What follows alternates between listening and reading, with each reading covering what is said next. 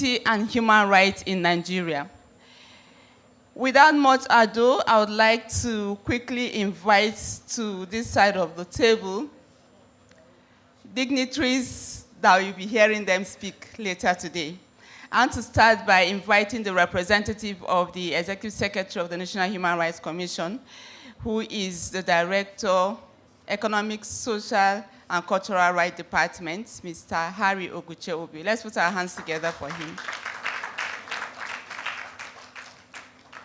Also coming to the high table is the Director, Human Resource Management Department, Mr. Ibe Ubdikwe. I want to also invite to the high table the Director of Finance and Accounts, Mrs. Joy Oti. And also coming to the high table is the Director of Corporate Affairs and National Linkages Department, Mr. Obina Wonkoye. Coming immediately after Mr. Wonkoye is the Human Rights Advisor to the Executive Secretary, Mr. Hilary Ogbonna. Distinguished ladies and gentlemen, as you can see, we have in our midst students, very, very intelligent and dedicated students who, within a very, very tight schedule of their exam timetable, they found time to be here. I want us to specially appreciate Cedar International School, all the way from Biazi, Kubwa. They were the first to be here.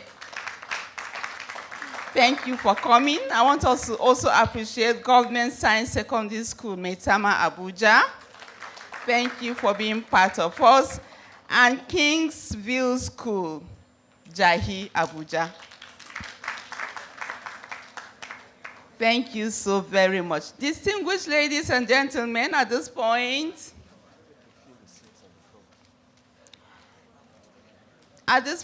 I crave your indulgence to kindly rise for the national anthem. But before we do that, may we just fill the empty seats here in the front. Can we come behind and fill the empty seats in the front, please?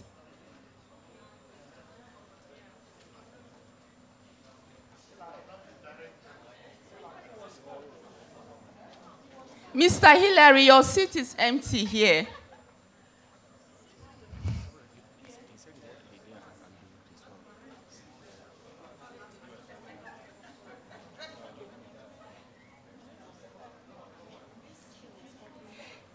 Can we rise for the national anthem at the count of 2, please?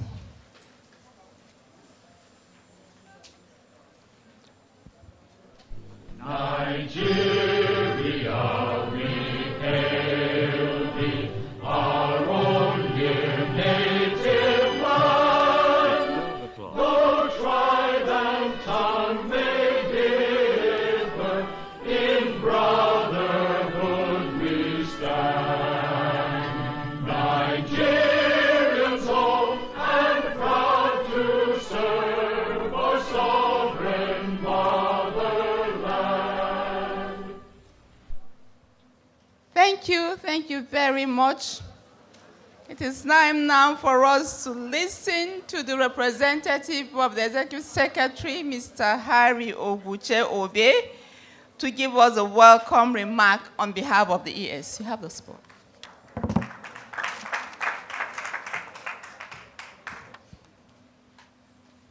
Thank you. Good, is it morning?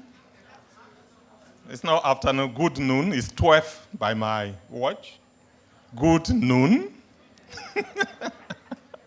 The directors of the National Human Rights Commission here present, very senior management staff and other colleagues of the National Human Rights Commission, our distinguished guests, great Nigerian students. I would like to specially welcome you because today is your day.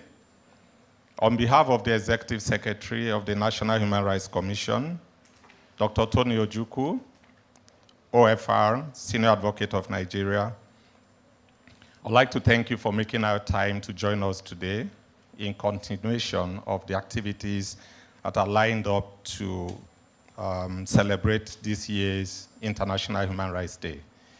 Yesterday, we had a very critical set of cerebral students that engaged in quiz competition. And today, we are set to witness another very important activity, and that is the debate. I am particularly interested in debate because I was a member of Debating Society in my days back in secondary school. And one important thing about debate is your ability to think very fast. And it shows that only people with very high IQ can really engage in debate. So I welcome you all and employ all of you to actually sit, relax, and engage positively in the activities that the Commission has lined up for today and then the days to come. So I welcome you and thank you for making time to come once more.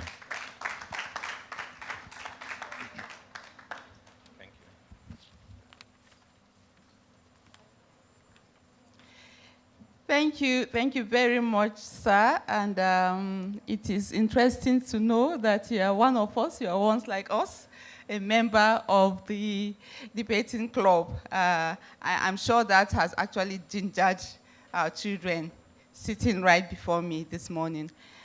It is interesting to know what human rights are. It is very, very important because we are celebrating the heroes of human rights. So what is this thing they are celebrating?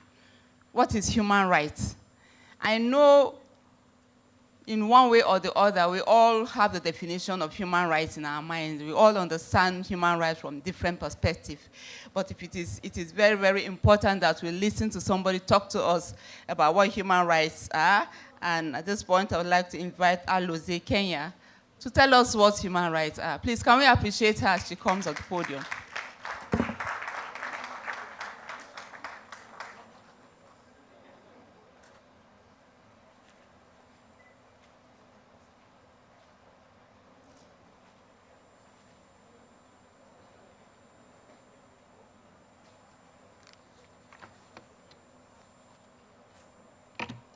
Good afternoon, everyone. So, my dear directors, please permit me to stand on the existing protocols as I proceed. My name is Alozie Kenya, and I was just informed this morning that I'll be speaking to the children on what human rights is. Children.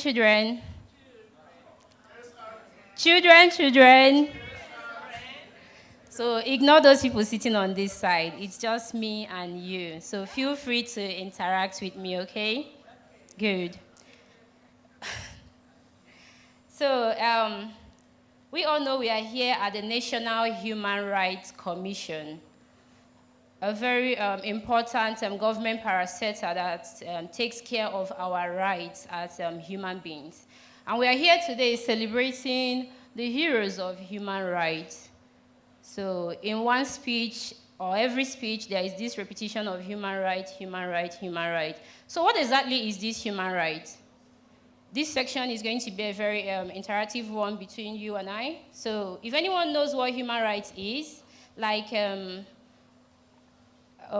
person that introduced me said, we all have an idea of what human rights is in our mind. So I want to hear from one of us here today, what is human rights, or what do you think human rights is? Okay, go ahead.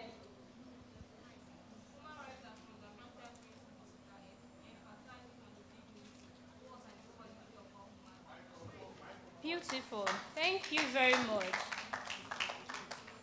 That is a very, very interesting definition. There is someone else there, so yeah, go ahead.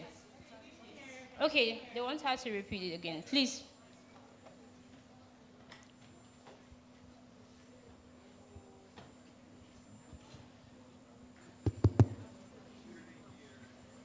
Human rights are fundamental principles that emphasizes on the worth and equality of all human beings. Perfect. Thank you very much. So I know someone else wanted to say something. Please go ahead. Can we give her the microphone?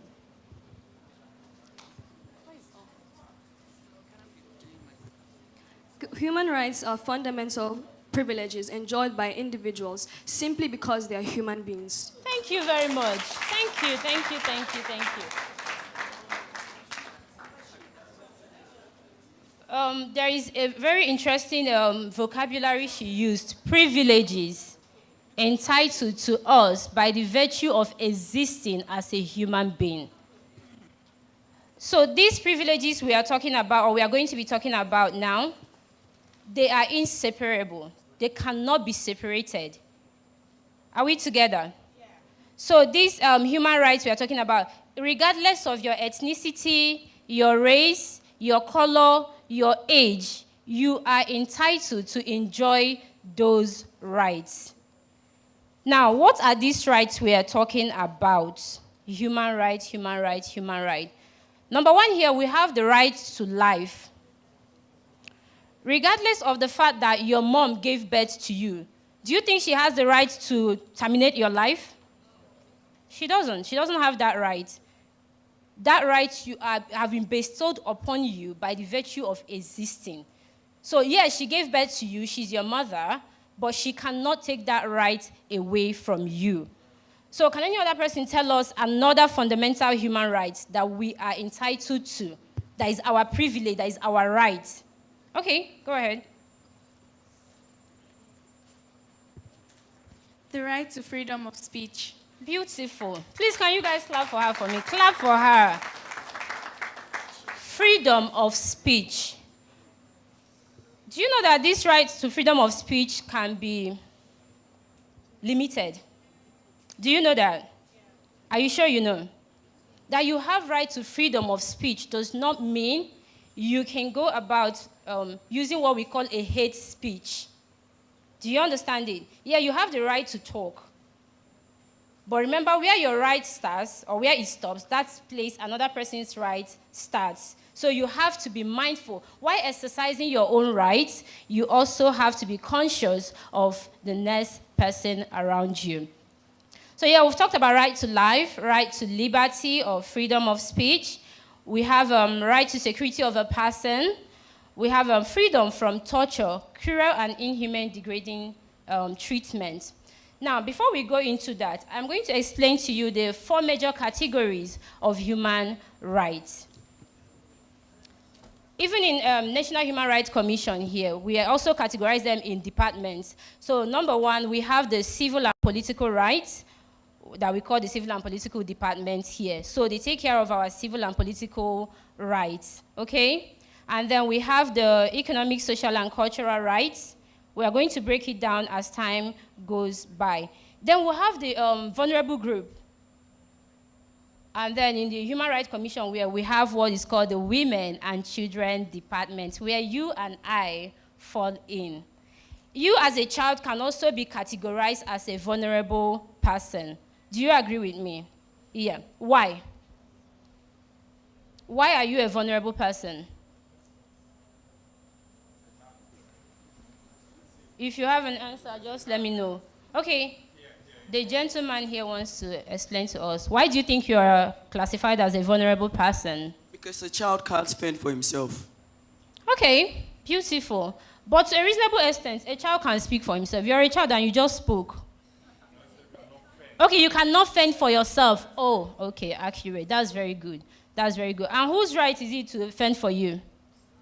Your parents. We are coming to that, where the Child's Rights Act states what your parents should do for you as a child. You also know that as a child, while your parents are fending for you, you also have a responsibility, right? Do you know that? Very good. So, under these civil and political rights, that's where we have those rights that protect individual freedoms and participation in political life. But you as a child under 18, do you think you have a political right? Do you? No, you don't. you cannot even cast a vote, and you cannot be voted for as a child. Regardless of that right, that's why we say some of these rights, they have limitations, okay? So don't go about saying, yeah, they say the civil and political rights, so I'm going to contest for president. Your time will come, all right? Good. So under the same civil and political rights, we have the right to life, the right to liberty, freedom from cruel and inhuman degrading treatment. What do you understand by that? Inhumane degrading treatment. I don't want you going home today and say, one auntie told me in human rights that I should not wash plates at home. Did I say that? I did not say that though. Your parents asking you to wash plates is not a cruel or inhumane degrading treatment, okay? Like we said, they have the right to fend for you. You also have a responsibility to help out at home. Yeah? Good. So you want to say something? Yes, there are those actions that are perpetrated on a person simply because of their ethnicity, can be because of their race, can be because of wherever part they come from. Beautiful. Do you understand the difference? Inhumane and degrading treatment. So those rights are there for you to enjoy. Now we have the next one here that says freedom from slavery and servitude. Like I explained, if your mom asks you to sweep the house, that is not an act of slavery. Do you understand it? That is not an act of slavery. It's your responsibility at home to help out. So sweeping the house, doing the dishes is not an act of slavery. Now, what is slavery then?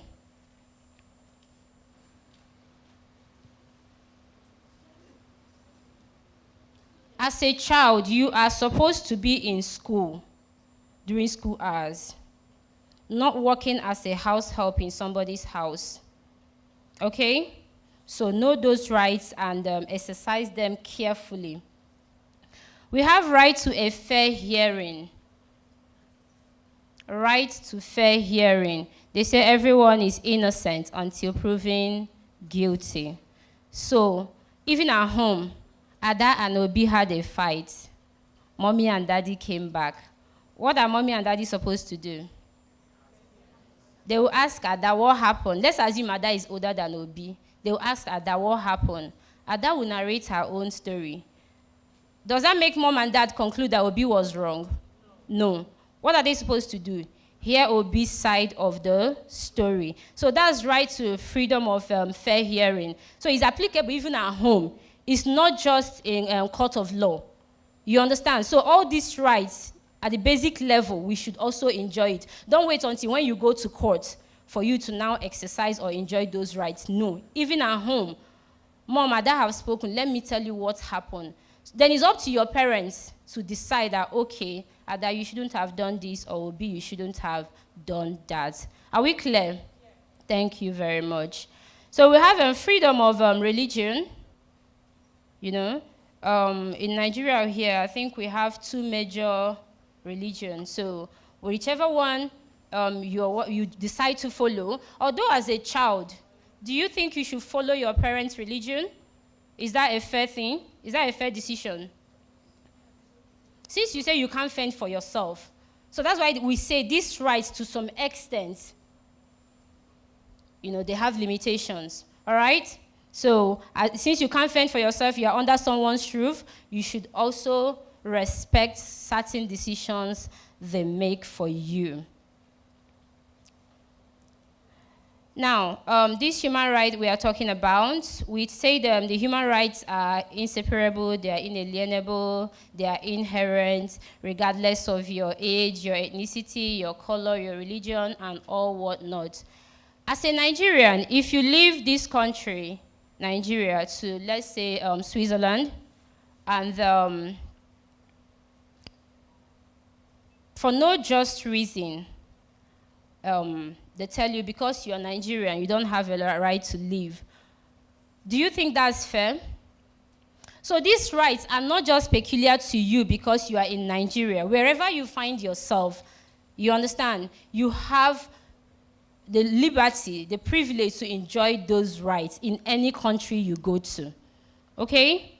Now, there are some laws that have been put in place to enable you and I enjoy these rights. And it's a good thing. It will be very good if I highlight that to you all today. Thank you very much. Have any of you heard of the African Charter on the Rights and Welfare of a Child? Have you heard of it? Very good. So these laws back you up as a child on your rights and privileges. There is also the Child's Rights Act that also tells you, establishes your rights as a child. Under the CRA, that's the Child's Rights Act, we have the right to life, survival, and development. That's where your parents come in. The right to survival and development. So this right, the Act guarantees the right to life, survival, and development for every child. It prohibits harmful practices such as female genital mutilation. Have we heard that word before? If you don't take anything home today, please take this word home. Female genital mutilation. Do not let that happen to you as a female child. Rights to, against child marriage. If you're below 18 years, you have no business being someone's wife. Do we agree with that? You should be in school and making the best out of your life. It mandates the provision of essential health care services, including immunization and maternal and child health care.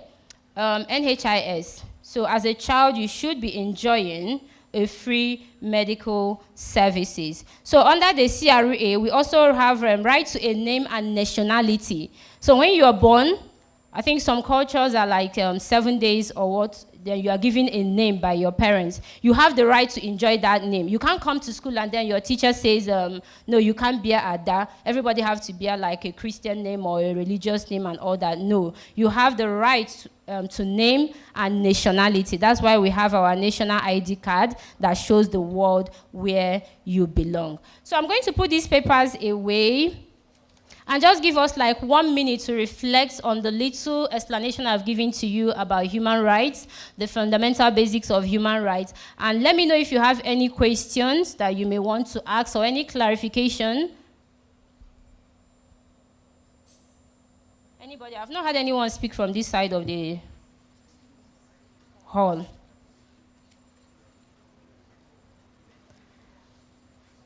So do you all agree with me for all I've been saying here in the last 15 minutes? You don't have anything to add.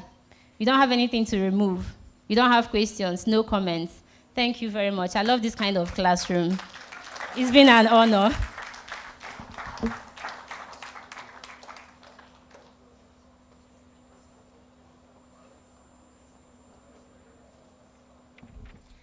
I think Auntie Aloze deserves a resounding round of applause. She has given you so many takeaways, especially for the girl child. She said, you should not, teacher Aloze, not Auntie Aloze. All right, I beg your pardon, please. She has actually told you a lot of, especially the fact that the girls should not allow anybody to tamper with them in terms of female genital mutilations. We have another speaker coming up the podium.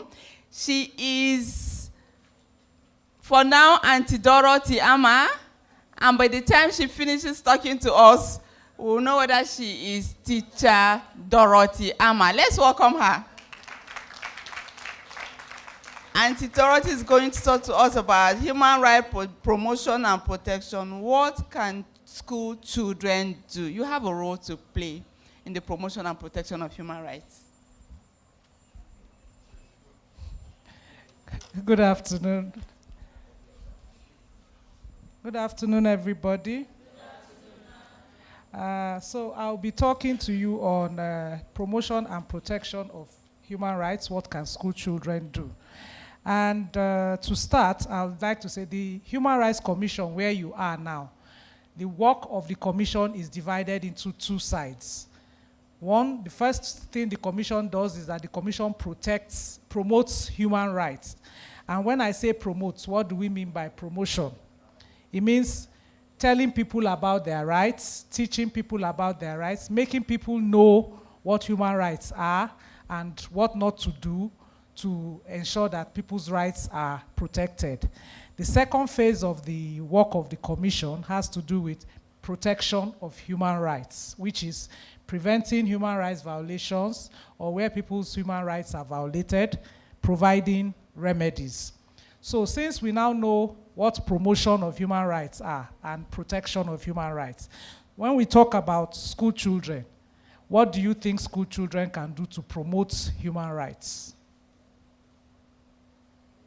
What do you think you can do now that you know? To promote means letting people know, teaching people, and then to protect is preventing people from violating human rights and respecting people's human rights. So can anybody here tell me, what do you think you as a student can do to promote human rights? Answer. Public awareness. Okay, when you say public awareness, what does that mean? What do you mean by that? That means letting the public know about human rights. Okay. Good. So he says public awareness. How do you think you can do that? Since you are a student, what kind of public awareness can you do? Why is it only people here that are talking? What kind of human rights can we do? See somebody there. As a student, a kind of public awareness we can do is receiving the necessary things that we need to know from our elders that protect rights. Okay. Any other person? Okay. Some of the things you can do as a student to promote human rights, as he said, awareness. And you can okay, somebody there wants to say something. Oral presentation through debating. Good. Clap for yourself. So that is some of the things you are doing is what you came here to do, oral presentation. Some of the other things you can also, okay, somebody there wants to say something. You can engage in global human rights campaigns. Wait, no, hold it. Global human rights campaigns like? You can join in creating awareness and letting the public know with the aid of human rights. You can join them and give them more points that really you can do this. Clap for her. So you see, there's so much that you can do as a student. Some of the other ways you can promote human rights, I'm sure some of your schools, you have human rights clubs. You do after-school activities where you can talk to your classmates, you can talk to people in your neighborhood, teach them about human rights. That is also creating awareness on human rights. The first teacher who spoke with you talked about parents. Some of you have the privilege to receive some of these teachings. Maybe people come to your school, the Human Rights Commissions, they come to your school, they do sensitization. When you finish, you can also take the message home. Take to your parents, to neighbors, to people who don't have the privilege to receive such information.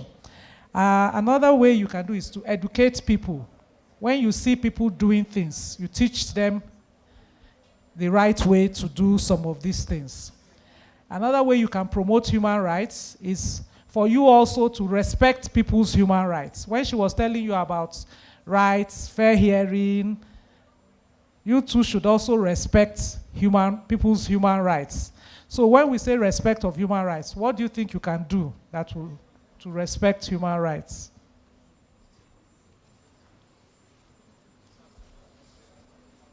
Anybody?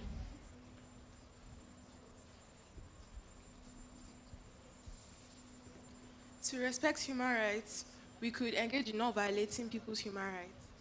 Clap for her.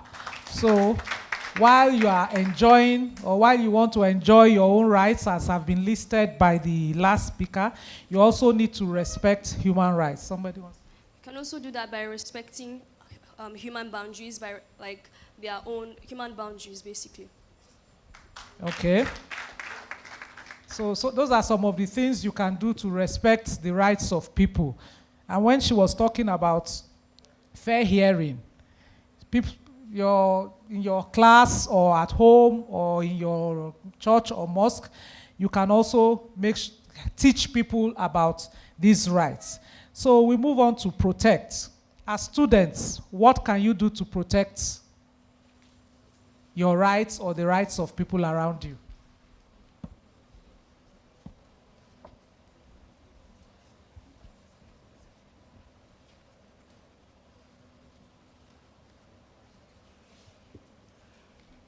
Anti-bullying campaigns and like helping your fellow classmates if you see they are going under some problems with the rest of their classmates.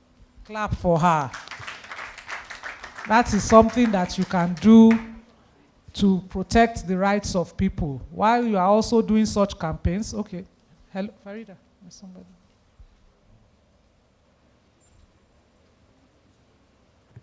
By alerting the rights authorities when your rights are being deprived.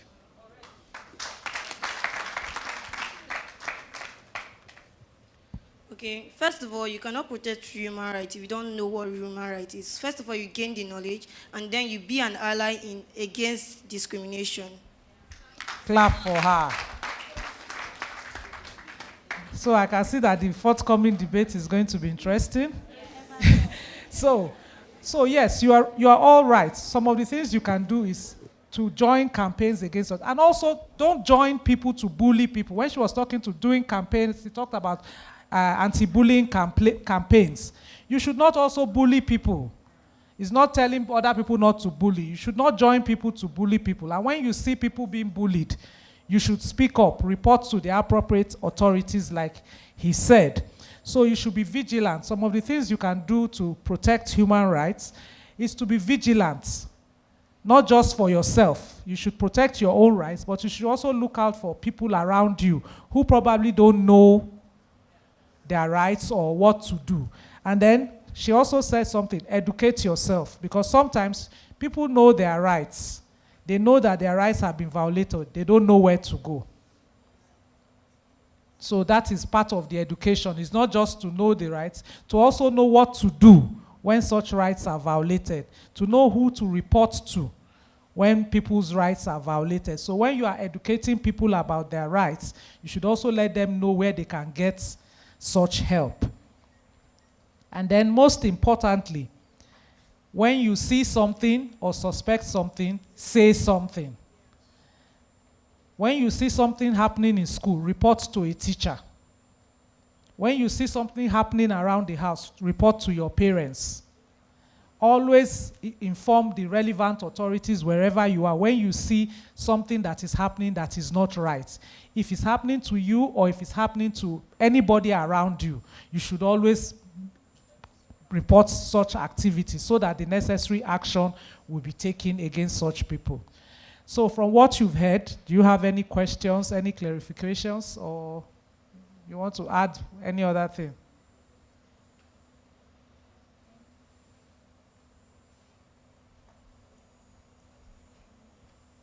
Okay, I can see that this class of professors, they understand human rights thoroughly. So I think, having said all that, I think we've covered the basics of what to do to promote and protect human rights as students. Thank you very much.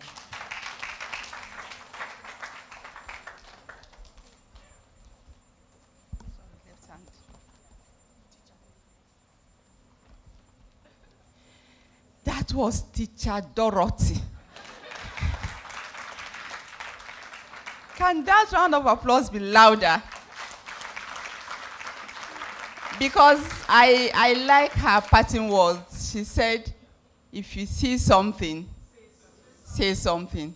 Of course, the police will tell you if you see something, say something. Human rights is everybody's business, you know. So if you see something, say something. Thank you very much once again, Teacher Dorothy. Now, when Teacher Aloze was talking to you about human rights, she said human rights is indivisible. That's to the best of my knowledge. That's how best I can explain what she has said. The person coming to talk to you now will tell you how human rights is all encompassing. How human rights of the white man is the same human rights of the black man. And he is no other than, for now, Uncle Hilary Ogbonna. No, by the time he finishes talking to us about all these rights, maybe we'll respect him as Teacher Hillary. Please, let's give him another round of applause. Thank you.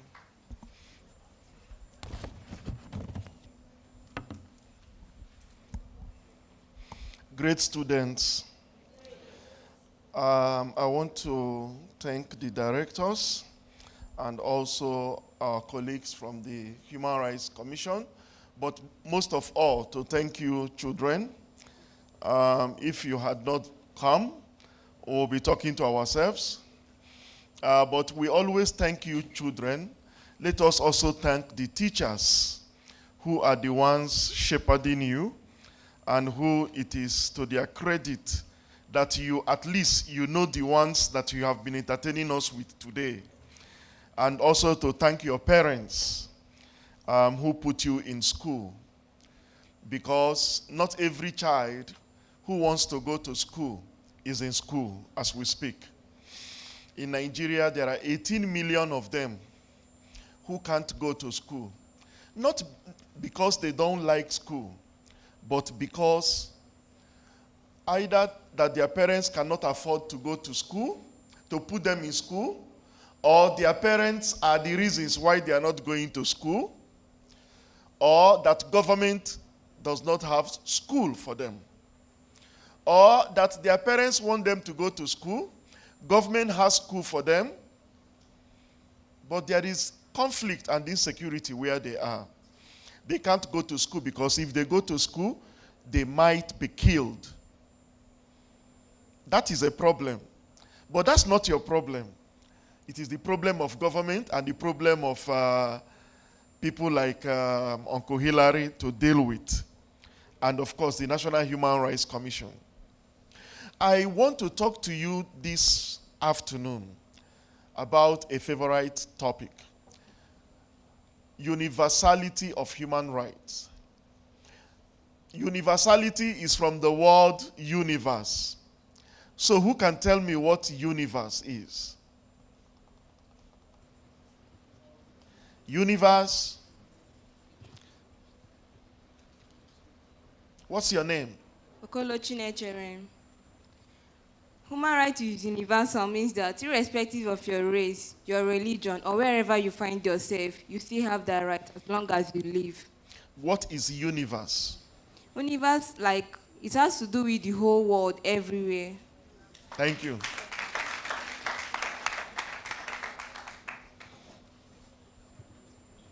Universe is a vast, encompassing area of space, containing space and time, where galaxies and all the...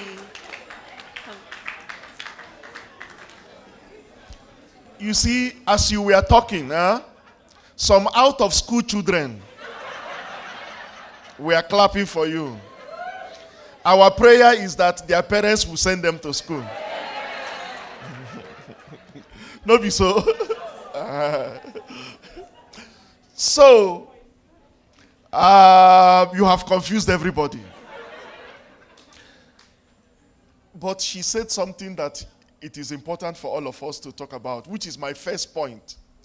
I have 4 points to talk to you about universality. The first point is geographical universality. And that's what she talked about. Even in the worst of countries, people talk about human rights. And I will tell you about 2 countries that you all may know and you may not know. Who knows of a place called North Korea? You know North Korea? Can you tell me what you know about North Korea? The person that raised hand there, yes?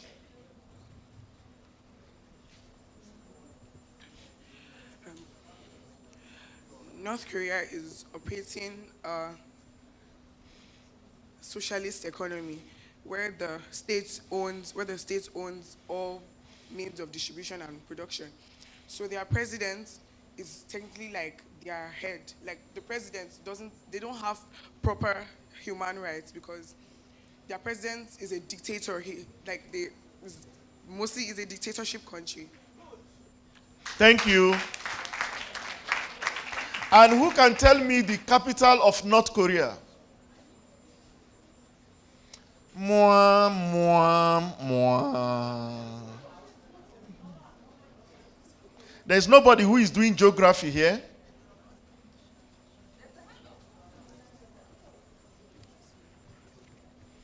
The capital of North Korea is Pyongyang.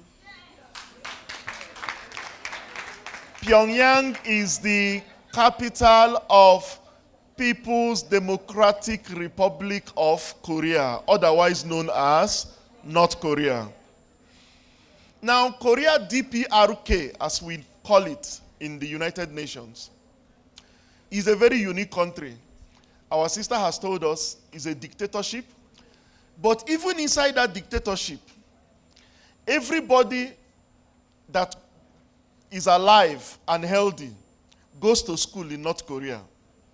It is what they will be teaching you in the school that we'll be talking about. Huh? But whether you will go to school, you will go to school.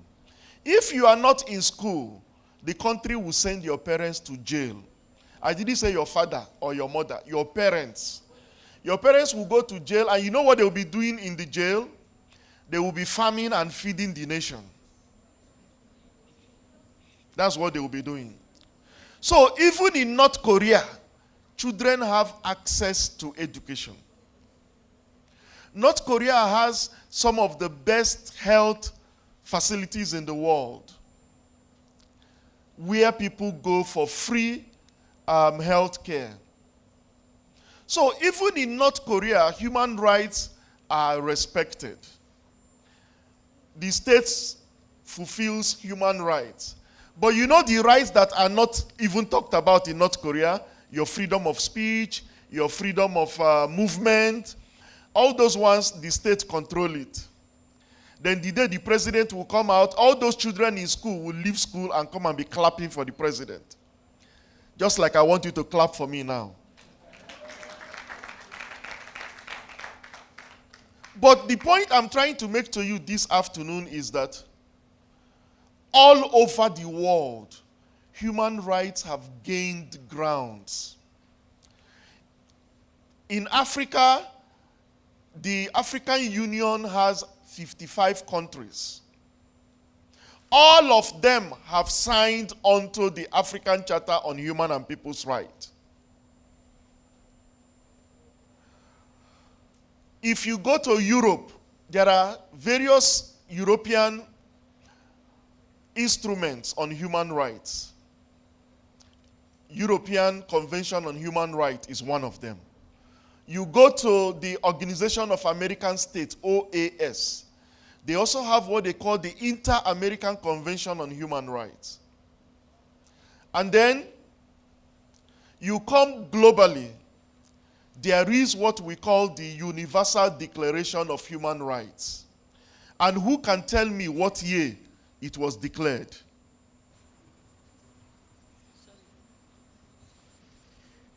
It was declared in 1948. The Universal Declaration on Human Rights was proclaimed by the United Nations without vote. Everybody proclaimed it on the 10th of December 1948. And we are celebrating something that was declared in 1948. How many years old will it be in 2024? Mathematicians, oh yeah. In 3, 2, 1. Who is answering?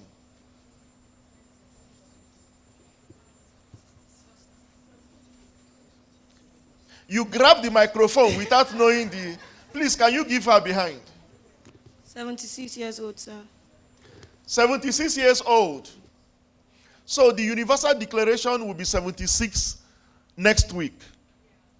And I can tell you for sure, the Universal Declaration is the biggest document on human rights in the world. It proclaimed the standard that every human being should live in. It also proclaimed the standard that every government must observe human rights. So, in terms of geography, human rights has covered all over the world. That makes it universal. The second level of universality is universality in values. Is there anyone who is naked here? I didn't say, is there anyone who is not wearing boxers? I say, is there anyone who is naked? We are all clothed, right? Yes. Our ability to be clothed is a universal value and principle. Is a dignity accorded to every human being. If a mad person walks in here now naked, you will see people will take out their jackets to go and cover the person. We are the only beings, I don't know, maybe in Mars or in Uranus or other planets, whether there are other beings that exist. But we are the only beings that exist that with our own hands we make our clothing, with our own hands we prepare our clothing, and with our own hands we wear our clothing. And when we are done, we still, with our own hands, we take out our clothing. The human being is the clothed being. You may see monkeys wearing clothes in circus, but monkeys wear clothes because human beings wear them clothes. Some of you have puppies at home. You would dress your puppy and you say, Puppy is wearing pajamas. Puppy is wearing pajamas because you are the one who puts Puppy the pajamas. So that ability, that dignity is one of the universal values of human rights. It's an intrinsic value that should not be taken away. So for instance, if you are going to school, you have to wear uniform. When you get to school, you have to be in an environment that is conducive to learning. You shouldn't be learning under the trees. You shouldn't be learning in classrooms that are leaking. That is against your human dignity. And that is what human rights want to eradicate. You should go to school and learn with security. So the intrinsic value of human rights is one of the things that make it universal. So the same way you go to school, you sing, you do your assemblies, you cross over to Benin Republic, that's the same way children learn. You go to the US, the difference may just be the building.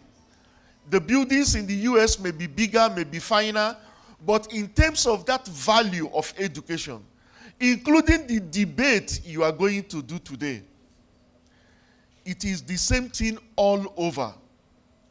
And it is important that you understand that. The third aspect of universality that I'm going to discuss with you today is the aspect of accountability and remedies. Whenever there is a right, there is also a remedy. Why do we say that? In Latin, it is called ubi ius ibi remedium. Where there is a right, there is a remedy. Your rights are your rights. You enjoy them. But we know that there are wicked people that will want to take your rights away from you.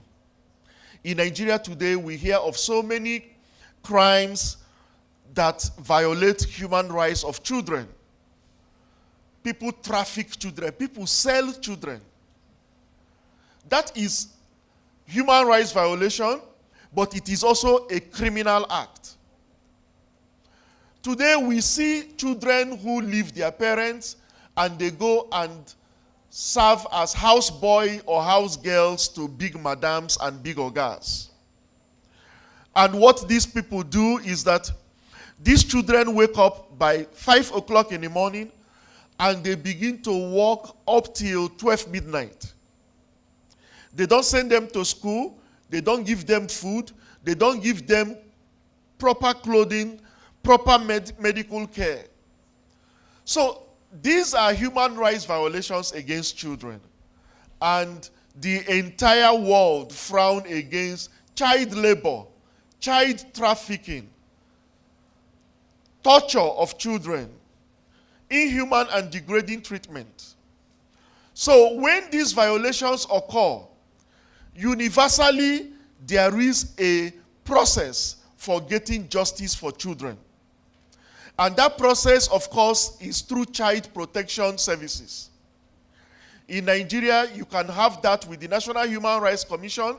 You can have that with the National Agency for the Prohibition of Trafficking in Person. You can have that with the Ministry of Women Affairs, Ministry of Justice. So there are so many institutions that every country must have that should protect the rights of children. And if those rights are violated, those institutions have the power to punish the offenders, to punish those that have violated the rights of these children. And that is the one we are calling about accountability and also remedies. The fourth principle under universality that I want to discuss with you today is the principle of human solidarity. All over the world, whenever something bad happens in any part of the world, you will see people from across the world reaching out, governments talking to governments, institutions talking to institutions. So the principle of universality of human rights is anchored on human solidarity. They call it all for one, one for all. They also call it something that affects one, affects everyone. In Southern Africa, we call it Ubuntu. I am because you are. So in human rights parlance, you don't stand alone as a victim of human rights violation. There is solidarity. When something affects one set of people, you will see an entire country or an entire world coming together. You all are aware of what happened in Maiduguri some months ago, the flooding, right? You see how the entire Nigeria rose up. You see how the entire world stood up and responded to Maiduguri. Something is happening in Ukraine as we speak. And something is happening in Gaza as we speak. I want somebody to explain to me what is happening in Ukraine. And another person will explain to me what's happening in Gaza, and we wrap up. What is happening in Ukraine is a war or a battle between Russia and Ukraine itself. All right.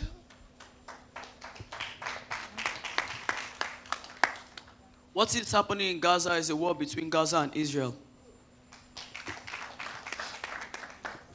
I will start with the last one. In October 2023, a terrorist group called Hamas invaded parts of Israel and killed almost 1,000 people. Israel, in retaliation, has for the past 1 year engaged in bombardment and destruction of Gaza. As I speak to you, there are about 100,000 children who are trapped in Gaza. They can't leave, even if they want to leave, because coming out means that they will be killed. They have not gone to school for 1 year. I am also going to talk to you about another set of 5,000 children that have been killed.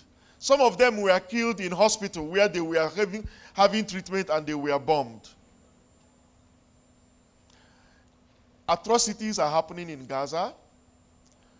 The International Criminal Court has issued warrants to arrest the Prime Minister of Israel and some other terrorist groups that also are fighting Israel. But that's not why I'm telling you this story.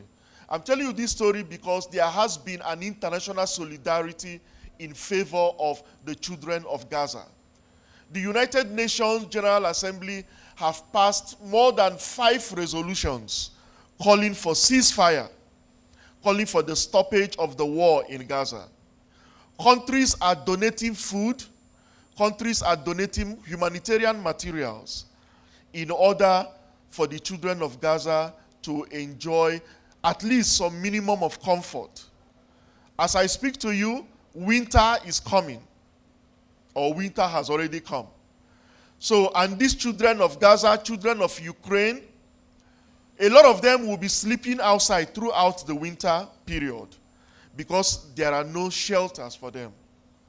So it's important you understand that even though universality of human rights is about positive things, there is also negative things like the wars that have arisen, but the world is responding universally in order to ensure that these children, these women who are affected by this war are all protected. So as you do your debates today, it's important that you all pause for a while and continue to think about children that are not going to school in Nigeria, children that are under enslavement, children that are in conflict situations, from Meduguri to Katsina to Anambra, where children don't go to school on Monday, and to Gaza, to Ukraine. It is not good for children in many parts of the world. But the reason why they are still standing today is because of human rights. Countries believe in human rights, and as a country like Nigeria, we hope that the day would come when every child that is able and is healthy enough to be in school should be in school. As it is now, there are 18 million of people like you who are not in school, not for their own reasons, but for so many reasons, from conflict to their parents not being able to afford, or for the fact that there are no schools for them to even attend in the first place. Thank you very much for your attention.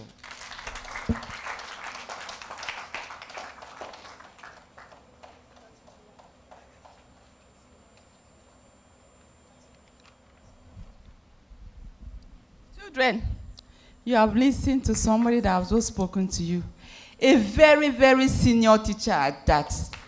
Can we give him a round of applause? Thank you very much, Teacher Hilary. I know we have a crop of very intelligent children here with us. I mean, from the responses they give to the questions posed to them, you know that these children are jet stars. And Teacher Hilary has reminded you of the fact that quite a number of children do not have opportunity to be where you are today. They don't have opportunity to go to school for obvious reasons that are beyond their control. And for that reason, you make the best, the very, very best, use of this opportunity that you have to be in school. We are gradually rounding up this session of the exhibition, which will dovetail immediately into the school debate. I'd like to invite my director, Mr. Obina Wokonye, to give us a closing remark. Please, let's welcome him.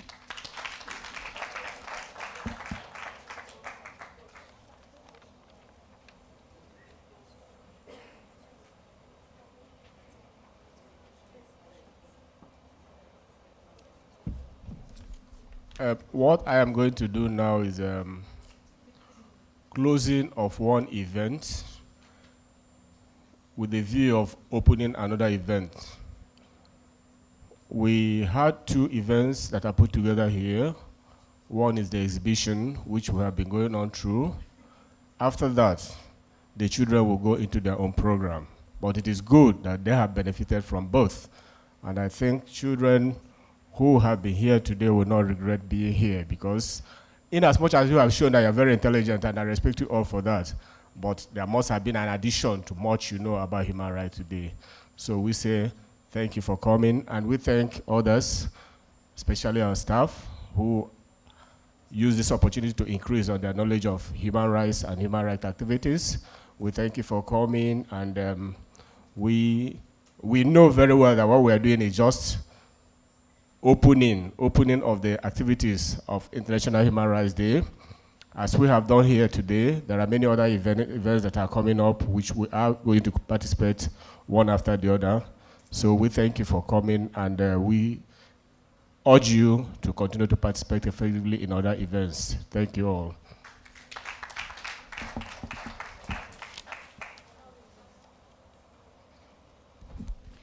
Thank you very much, sir. So we are going to have a walk through the exhibition, which will be conducted by the Director of Planning, Research and Statistics, Mrs. Halima Oyedele. But before that, we'll take a group photograph, and it's going to be in this manner. The children are their teachers, our directors, and our teachers for today, senior teacher Hilary, teacher Dorothy, and teacher Alioze will be in the group photograph, please. So let's pose for group photograph, just here.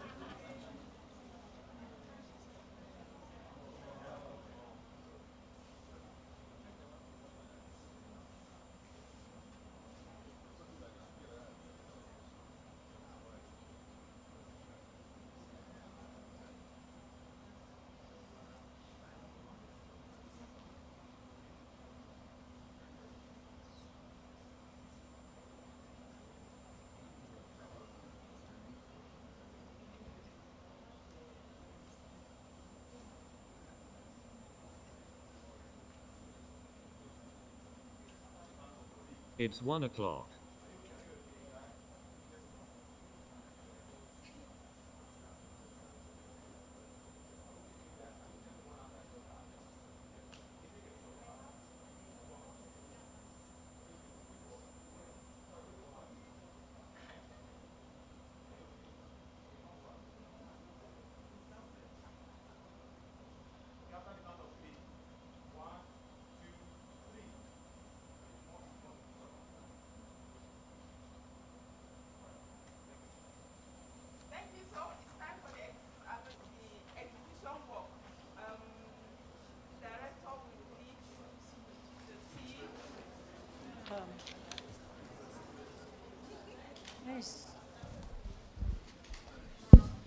We are waiting for Mrs. Oyedele to lead us on the walk through the exhibition.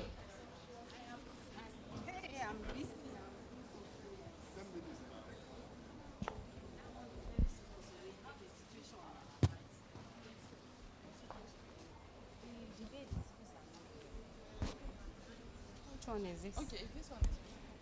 Okay. Good afternoon, children, teachers, ladies and gentlemen. Now we are going to have a walkthrough at the exhibition area. All the people that have been mentioned and they have talked to you about, we need to go and see their pictures so that when you see them another time, you will actually know them. So please, can you come with me? Students, come with me, please. And their teachers, yes, you can come.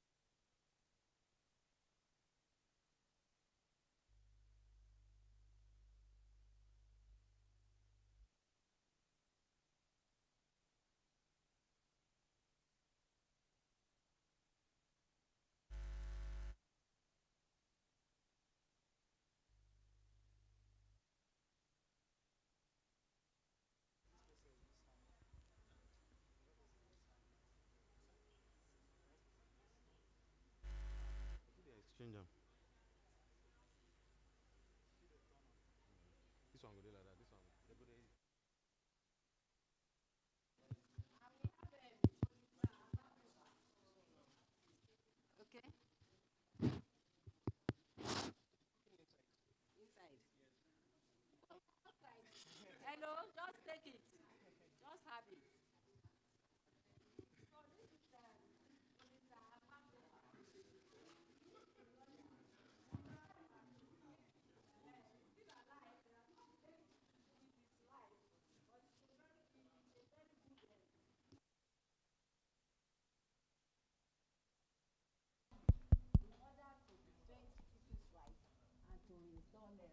Justice and democracy. Okay. Okay, so come with me, please.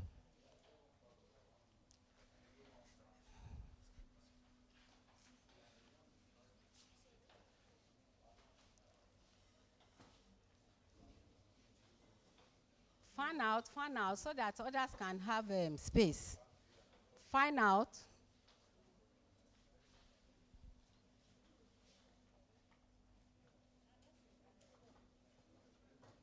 So we have Ganifa Weimi here. How many people have heard this name before? Let me see your hand. Ganifa Weimi. You have not heard about him? I don't think there's another human rights activist that went to jail more than this man. He was always being put in jail because he was always fighting for justice. He was always demanding for people's rights from government. And for that, they will put him in jail. And even him, he was always ready for them. He already had a bag packed so that when they are taking him to jail, he will just go. Ultimately, he paid with his life too because he is late. So this is Ganifa Weimi. When you are talking of a human rights activist, this is a legend, but a dead legend. So come this way.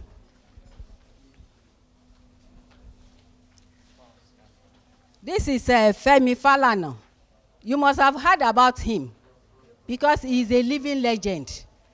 Who has not heard about Femi Falana? False youth, false daddy. Okay, false daddy. This is him. Do you know False? You know that the musician? Bad Bado Bades. This is the father. So, this is a living legend. He has been fighting for human rights and he's still fighting for human rights. And I'm sure he will continue to fight to his last breath.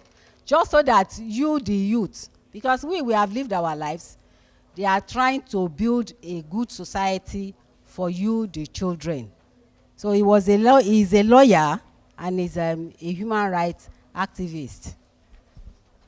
This way, this way, this way. Okay. So you must know this man. Who doesn't know him? So everybody knows him. Wole Soyinka. Okay. So the most prominent thing about him is that he's a Nobel laureate. He got a Nobel laurel in literature. Him is an academician, not a lawyer like the other ones that we have been talking about. And he's also an activist too. Has gone to jail several times too, but he's still alive. And as you can see, a very old man. Okay. And last but not the least, are we together, children? Can you see? The people at the back. You can see this picture, right? Okay. This is Dele Giwa. Dele Giwa was a journalist. He was always using his pen to fight for justice. Unlike the other peoples that were always stage riot and the rest, Dele Giwa was using his own pen to fight for justice. And he's one of those that paid with his life. The way he was murdered, which year was that? 86, yeah. 1986, a very long time ago, shortly after I left secondary school.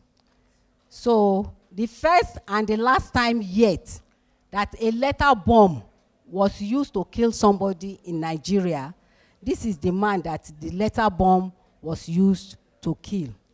Okay, so this is Dele Giwa, a journalist. I hope you enjoyed this session. So clap for yourselves. Clap harder. You are clapping for yourselves. Clap harder. That's a good one. You can come in.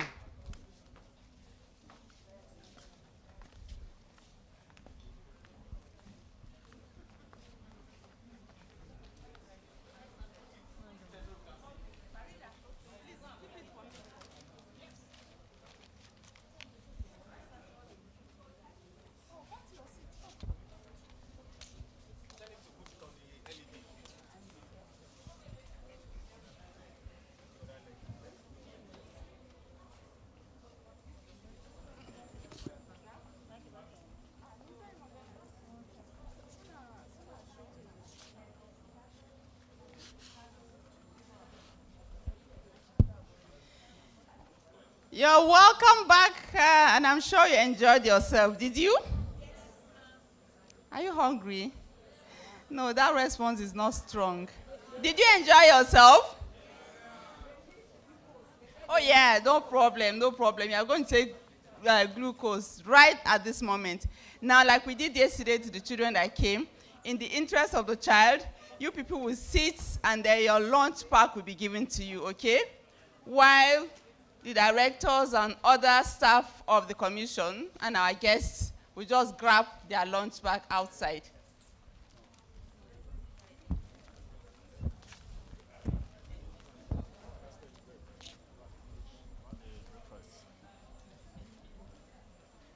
Excuse me, please. Hello? Hello? For us out-of-school children, no, we have come to be now. We're out-of-school children. Please, on a very serious note, if any of you had the invitation that was made to this program was made for level 10 and below. The essence is to let every staff have sense of belonging in this activity. This program outside the children is for level 10 and below. Because of that, tea break is going to be served. The directors will go.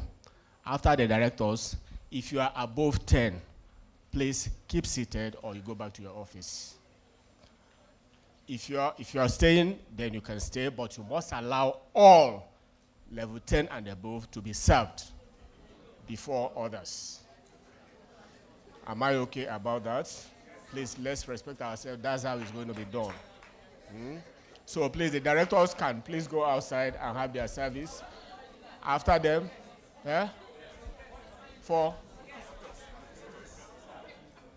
please, after the directors, there are senior staff from departments that either organize this event, like corporate affairs, like education, like PSD. Those that are above 10 there can go and take.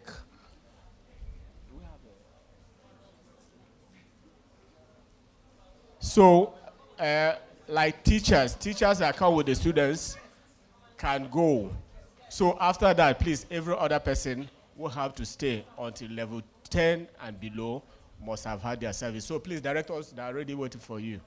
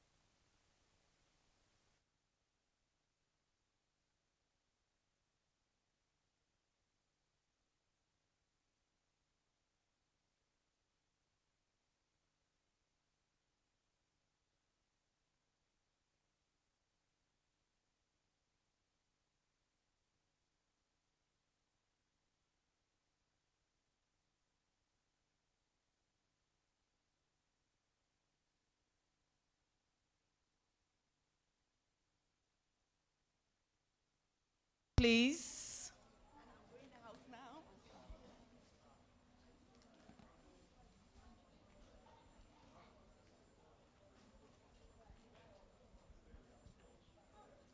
Sorry, we've also noticed that the hall is a bit scanty, maybe for the purpose of aesthetics, for coverage and everything. Can we just fill up the spaces, if you do not mind, please?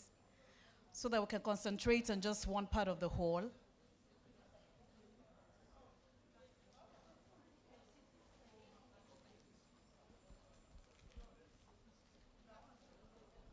Thank you for complying. Thank you for complying. Can we just move to one part of the hall? Thank you very much. This already looks beautiful. Thank you so much.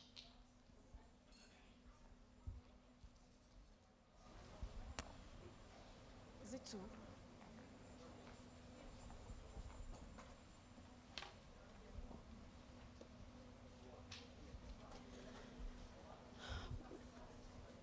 Welcome back from your tea break. Can we have one house?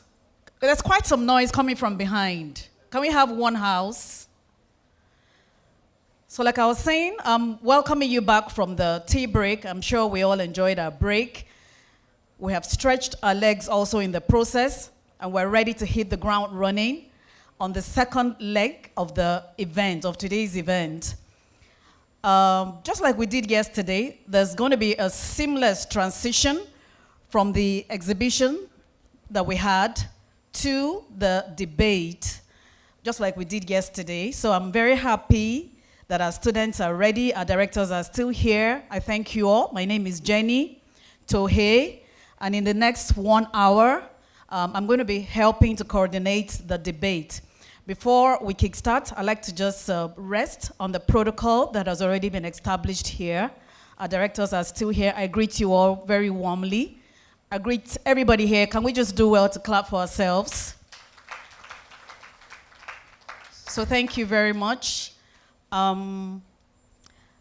It's only proper to have the representative of the Executive Secretary welcome us again into the second session of this event. Ladies and gentlemen, I'm inviting to the podium the Senior Human Rights Advisor to the Executive Secretary, Mr. Hilary Ogbonna. A resounding applause for Mr. Hilary as he welcomes us all.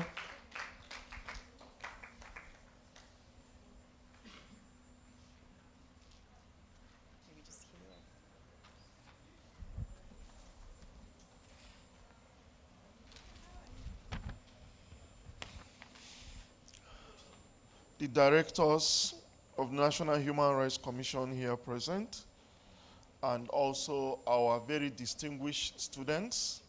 I would like to welcome you on behalf of the Executive Secretary of the National Human Rights Commission. I also would like to thank in a very great way our supporters for this event, which is RoLAC and the European Union. And we also would like to say that we are happy that the youths are here with us, and we are also hopeful that you would all have a successful debate.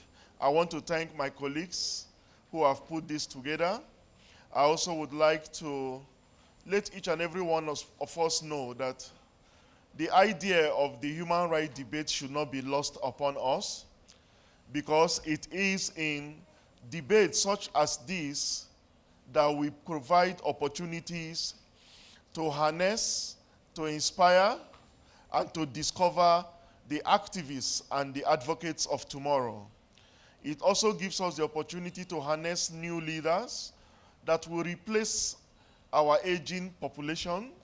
We also would want to have leaders who are human rights focused, who understand human rights, and who in the near future would be taking over the mantle of leadership in this country, so that they are able to not only understand human rights, but be able to carry on with Nigeria's obligations in both our national and international treaties.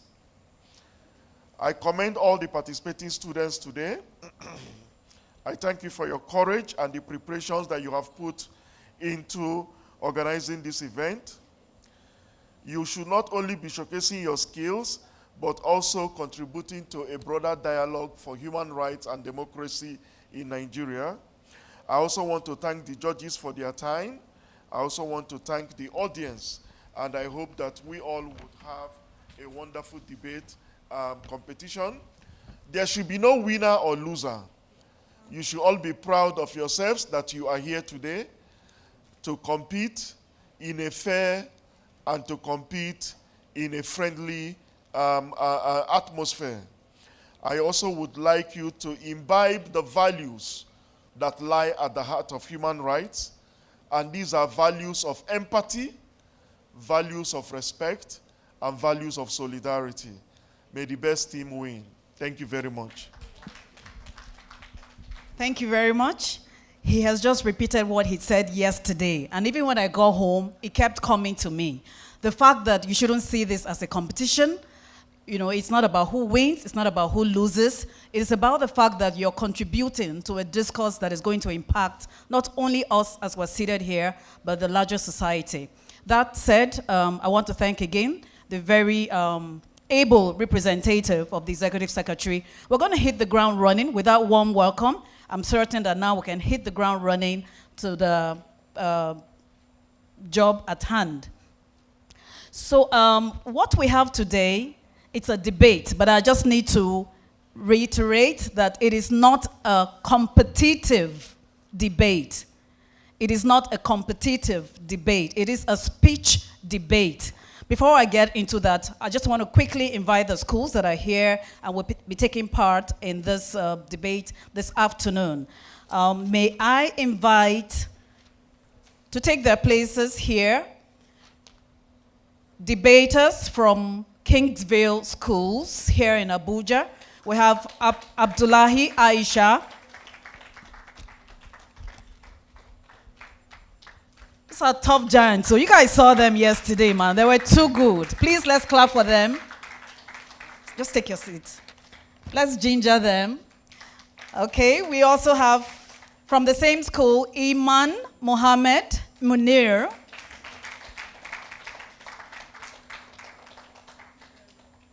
Beautiful Munir right there. We have Fauzia Tar.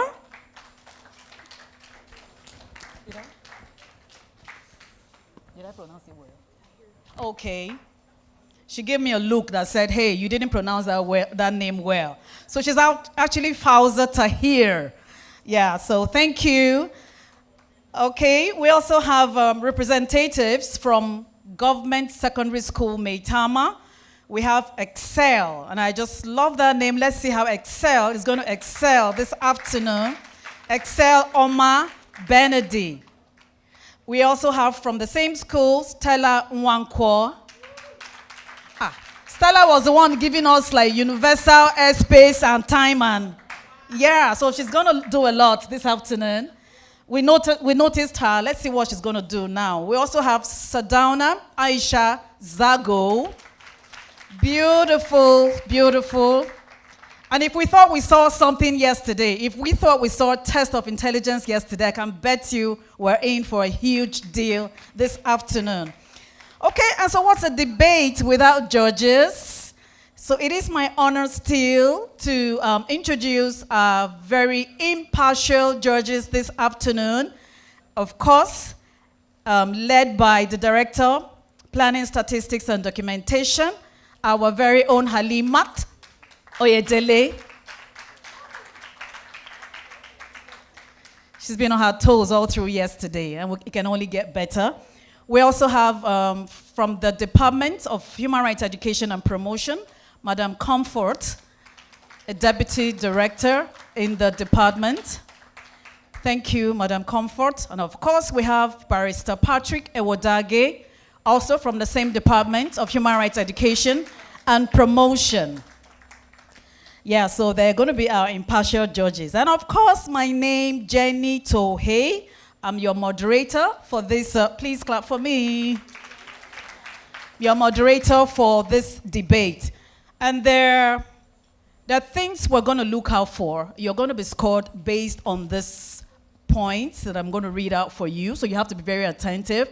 It is not always how valid your points are or the strength in your argument. It is actually going to be centered around how confident you are in projecting your points. So keep that in mind. You know, your appearance, your composure. I think that's the confidence that I spoke about. Then we also have organization/presentation of points. How do you arrange them? Is there a sequential flow? Is there a seamless flow? Or are you just grabbing here and there and there? You know, so the way that you reel out your points is also very important and it's going to be noted. We also have your delivery, and that encompasses your grammar, your syntax, arrangement of words in proper sentences and clauses. You know, those punctuations are very important. When you don't note them, an entire sentence can become meaningless. So you're supposed to take note of that. We also have the conviction, which is very important, key component in any debate, conviction. How is your persuasive prowess? How are you able to convince your listeners? So we have 5 points here, and each point is going to attract 20 marks. It's going to attract 20 marks. So with an overall marks of 100% for each speaker. Each speaker has 100 marks along the lines of the things to look out for, as I've already spelled them out. Okay. I'd like you to introduce yourselves in your own words. You know, we do these things to just bring about confidence. You know, so the first speaker, are you seated like that? Introduce yourselves. Good morning. Good afternoon. I am Excelma Benendi of Government Science Secondary School, Maitama. I'm a student of SS2, a science student. Thank you. My name is Wanko Stella, a representative of Government Science Secondary School, Maitama, and I'm here to debate. My name is Sardauna Aisha Zago. I'm a proud representative of Government Science Secondary School, Maitama. And we're here to listen.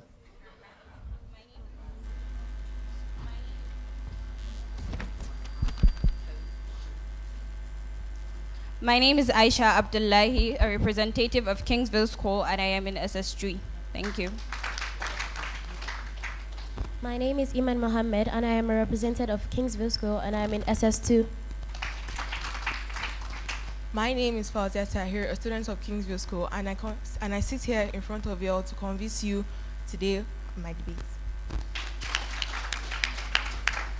So from the introductions that we heard, maybe I can give you an expo. You need to be a little bit more audible. And then the microphones by your side, they're actually working. Okay? The microphones by your side are working. And I'm pleading with you in your own interest to be really audible. Otherwise, the judges won't hear you. So I just, on a very final note, like I said, it's a speech debate.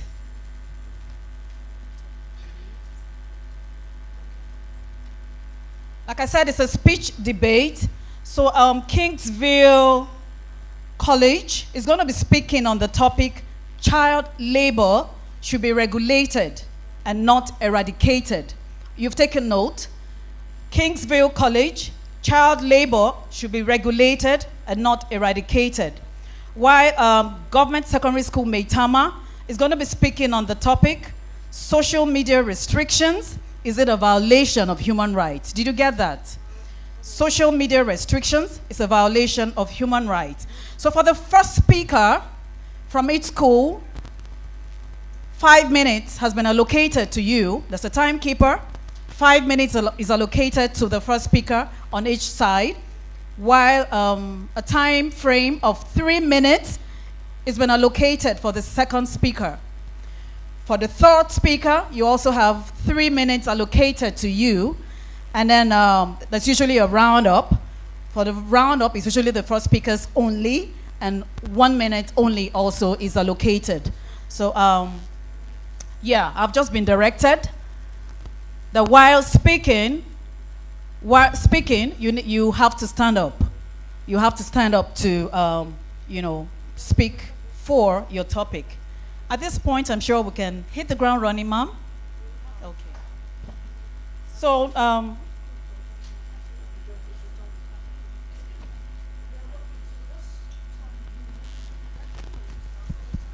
I think some confidence comes with really like gesticulations and everything.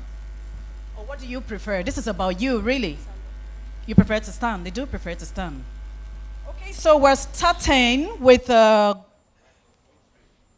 Kingsville. We're starting with Kingsville College. Speaking on child labor, should it be regulated and rather than being eradicated? I guess your time starts now.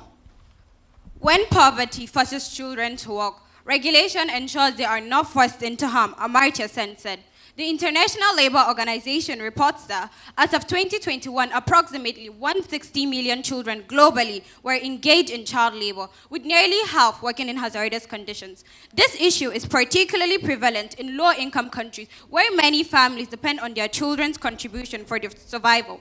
Good day, Mr. Chairman, esteemed panel of judges, accurate timekeeper, co-debaters, and my attentive audience. My name is Aisha Abdullahi, and I am here to propose that child labor should be regulated and not eradicated. The issue of child labor is complex, and a blanket eradication policy is neither practical nor beneficial to the millions of children and their families affected by it worldwide. Let me paint a vivid picture. Imagine Musa, a 12-year-old boy living in rural Nigeria. His father is disabled and his mother struggles to feed their 6-member family. After school, Musa works at a mechanic's workshop, earning just enough to contribute to their household needs. His income ensures his siblings can stay in school. If child labor were eradicated entirely, Musa's family would lose their only means of survival. Is it fair to deprive Musa of this opportunity without providing a viable alternative? This is why I strongly argue that child labor should be regulated and not eradicated. Regulation ensures that children like Musa can work in safe, controlled environments without compromising their education and future opportunities. Join me, let us see it as addressing economic realities. In many developing countries, child labor is not a choice but a necessity. Many families depend on their children's earnings to meet basic needs. Eradication of child labor will push many of these families into deeper poverty. Take the example of agricultural communities in Bangladesh, where children work alongside their parents during harvest season. Their contribution significantly boosts family income. If this labor were banned outright, families will struggle to afford essentials like food and healthcare. However, regulating this practice, such as ensuring children work limited hours in non-hazardous roles, protect their rights while supporting their family's economic stability. Furthermore, unregulated child labor often forces children into underground work environments where they face greater exploitation. By legalizing and monitoring child labor, government can enforce safety standards and ensure that children are treated fairly. Also, education and work can coexist. Regulation ensures that work does not interfere with a child's education, but instead complements it. Many children use their earnings to fund their school, especially in countries where education is not entirely free.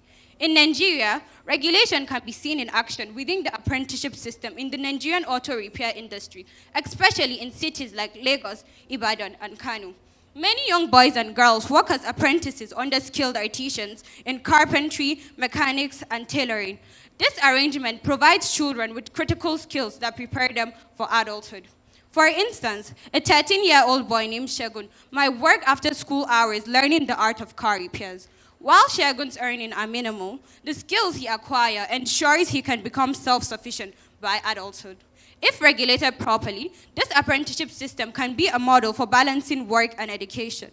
The government, alongside NGOs like UNICEF Nigeria, has intervened in some areas to ensure that such children are not exploited. By implementing policies that enforce shorter working hours, safer environments, and compulsory school attendance, these apprenticeships can become pathways out of poverty instead of traps of exploitation. Similarly, in Kenya, the government works alongside NGOs to provide children with flexible school schedules. This not only helps them learn, but also ensure they acquire skills and earn income without dropping out of school. Let us look at the final point together: promoting skill acquisition and future readiness. Regulated child labor can serve as an avenue for skill development, especially in traditional industries where learning often begins at a young age. By working in controlled environments, children can gain valuable skills that prepare them for adulthood. For example, vocational programs in countries like Switzerland and Germany allow teenagers to work part-time while attending school. These programs are a testament to how a regulated system can create opportunities for skill acquisition without compromising education. In conclusion, eradicating child labor might sound ideal, but it disregards the socio-economic realities faced by millions of families. Regulation offers a balanced solution. Children are protected.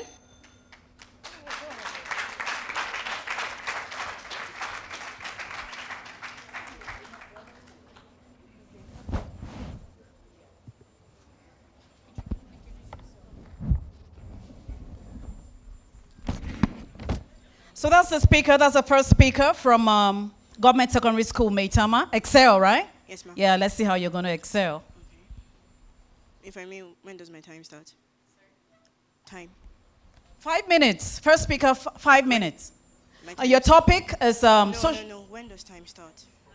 Your time starts now. Imagine waking up one day to realize that your voice has been silenced. Your voice has been stolen. Not by illness, not by choice, but by imposed silence. Social media is not just a tool. It's the lifeline of my generation. It's the lifeline of our generation. It's the lifeline of your generation. It is the backbone. And restricting it not only flips a switch, it doesn't just pull the plug. It chains freedom. It crushes our hopes. And it buries the truth. Ladies and gentlemen, honored guests, and adept judges, good day. I am Oma Benedi Excel of Government Science Secondary School, Maitama, here to debate the topic, social media restrictions are a violation of human rights. Personally, I say yes. Let's delve into the truth of this matter and how it affects each and every one of us. First, what are human rights? Human rights are privileges enjoyed by each individual, not because of their race, their gender, their nationality, who they know, who they don't know, but it's because they are human. Am I right? So, depriving an individual of their human rights is detrimental to the general program. First, freedom of expression. Social media creates a platform for individuals to freely express their thoughts and opinions, and restricting it silences dissenting voices, violating Article 19 of the Universal Declaration of Human Rights. The socialists agree with me, am I right? Okay. Secondly, restricting it silences dissenting voices. And during the NSAS protest, social media platforms like Twitter amplified citizens' voices, and I believe that a restriction would have suppressed this movement. Secondly, access to information. Social media serves as a critical tool for accessing real-time news and updates, especially during emergencies. Most of the grown-ups in the audience will agree with me that they make use of blogs like Instablog Niger and The Pulse to access information. And if it was restricted, would we have the opportunity? Thank you very much. So, restricting it prevents citizens from staying informed. For example, during the same COVID-19 pandemics, citizens made use of platforms like Twitter and WhatsApp to share health updates, and a restriction would certainly have hampered public awareness. Likewise, during Ugada's 2021 elections, internet restrictions and shutdowns prevented citizens and voters from having access to critical information, which undermined the democratic process. Likewise, it has a significant impact on democracy. Social media serves as a facility for public discourses and ensures transparency in elections, and restricting it will undermine the democratic process, and at the same time create a significant decrease in citizen participation. For example, Nigeria's temporary Twitter ban in 2021 prevented citizens from sharing information publicly, and at the same time reduced the citizens' participation in public discourses relating to political matters and even human rights matters like this. Yes or no? Okay. Next, economic consequences. Small businesses rely on social media for marketing and at the same time customer engagement. And cutting them off from social media would disrupt their livelihoods and exacerbate economic inequalities. Take, for example, there was a 2020 report by the Indian Express that highlighted that the Indian government restricting their access to the internet significantly caused their economy, not in millions, not in thousands, but in billions. This highlights the fact that it disrupts the lives of businesses, the lifestyle of freelancers, and the lifestyle of artisans, all at the same time. This highlights the fact that social media is crucial, and if we restrict it, it will deepen economic inequalities, not just in Nigeria, but globally. Next, we have youth empowerment.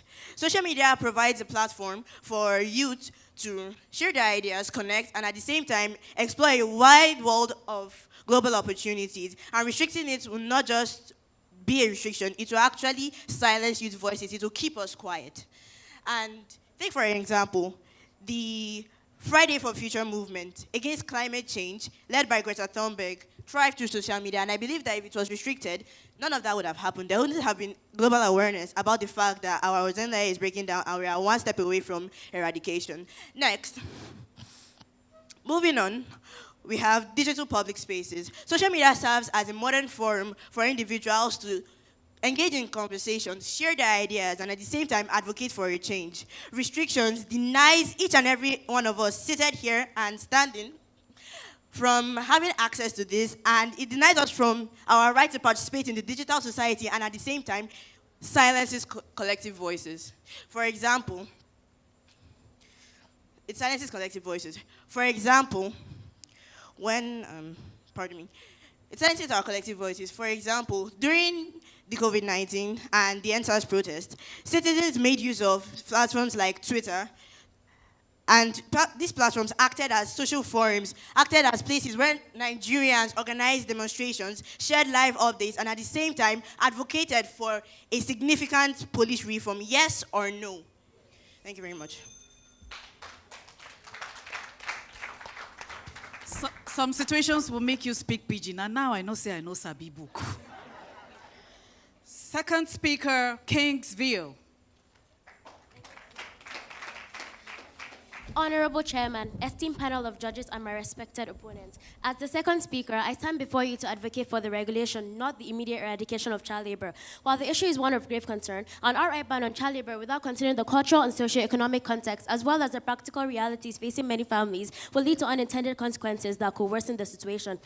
The path to eliminating child labor is complex and requires a balanced, regulated approach that acknowledges both the needs of the children and their families. Firstly, cultural and socio-economic context. It is essential to understand that in many societies, work is deeply ingrained in the child's socialization process and is culturally accepted.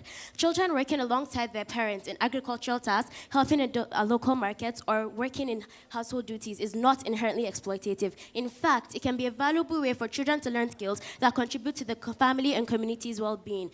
As the famous Indian social reformer Kailash Satyarthi once stated, child labor is not the solution to poverty. Education is, but a child must be allowed to learn from the environment the way their families have done for generations. In the rural communities of Nigeria, for example, it is common for children to work alongside their parents in the fields, helping with farming, gathering firewood, or taking care of livestock. These tasks are often seen as part of a child's development and an integral part of family life. An outright ban on child labor in these communities may be perceived as disrespectful to the long-standing customs and could create friction between local traditions and government policies. Moreover, for many families in Nigeria, especially in the north, children's contributions to agriculture is crucial for their survival as they feed the families and generate income. Similarly, in Kenya, children in rural areas assist in family businesses, such as selling food at local markets, helping with small-scale farming, or even working in family-owned shops. These activities, if carefully regulated, allow children to gain skills that prepare them for future employment while still being able to attend school and benefit from the community support systems. Secondly, practical alternatives to eradication. Opponents of child labor regulation often argue that education is the sole solution. While education is indeed vital, we must recognize the practical limitations that many families face. In Nigeria, a significant proportion of the population lives in extreme poverty, particularly in rural areas. Families often rely on the income generated by their children's work to make ends meet. Forcing these children into full-time schooling without providing them with a safety net will lead to greater economic hardship, as many families simply cannot afford the direct and indirect costs associated with education. By regulating child labor, we ensure that children can contribute meaningfully to their families without being deprived of their right to an education or subjected to hazardous conditions. Instead of banning child labor, we should set clear enforceable regulations that allow children to work under safe conditions with restricted hours and in non-hazardous sectors. This regulation allows for a gradual transition towards full-time education while addressing the immediate economic needs of the families. In Ghana, for instance, initiatives like the School and Work program have successfully integrated regulated child labor in education. Under this program, children are allowed to work in non-hazardous jobs such as weaving baskets or working in agriculture for limited hours. The income earned supports the needs of their families.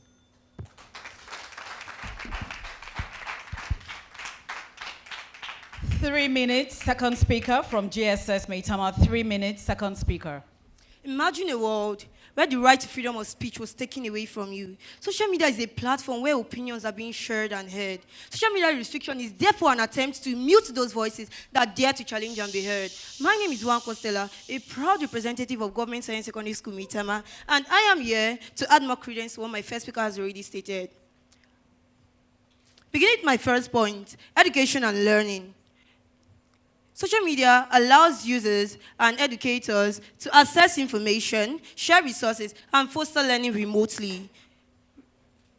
Restriction of social media, however, hinders educational development and increases the cost of production of access of information. Excuse me. For instance, since the advent of COVID-19, social media platforms such as YouTube, Zoom, and Google have been used to share information remotely. Even in our present times, our teachers use platforms such as WhatsApp to communicate to us students and share our learning materials. Coming to our second point, had it been social media was restricted, this would have disputed this information and this process. Coming to our second point, we have the global isolation and reputational damage. Social media restriction restricts our nation's name and fame. Rather, we are giving bad titles and deterring our foreign investors. Coming to my second point, we have the ban of Twitter in Nigeria during the year 2021, when Twitter was being banned in Nigeria. It led to foreign investors questioning the operation of the country as to why the Twitter should be banned. Coming to my third point, we have suppression of whistleblowers. Social media empowers citizens to voice out and to hold authorities accountable if they are doing wrong. Social media restriction would have shut up those voices that usually say the truth and speak the truth at all times and made abuses to continue in Nigeria, because during those times, the police was brutal to us and our government were being corrupt. Bringing me to my fourth point, technological dependence. In our world today, our rural farmers use these platforms, such as WhatsApp, to advertise their produce. If social media was restricted, this would have disrupted their small rural business. Imagine when farmers get no source of means at all, and you're still disputing the only means of survival he has. But I would like to leave you all with this food for thought. Do I all get your attention? I'd like to leave you with this food for thought. If social media leaves us, if social media was restricted, what is our freedom? You don't understand me, right?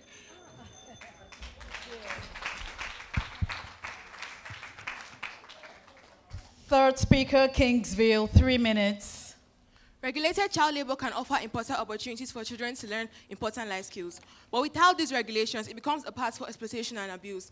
Standing on existing protocols, I am Fauzia Tahir, here to support the motion which states that child labor should be regulated rather than being eradicated. Opponents of regulating child labor argue that child labor, no matter the condition, is inherently exploitative.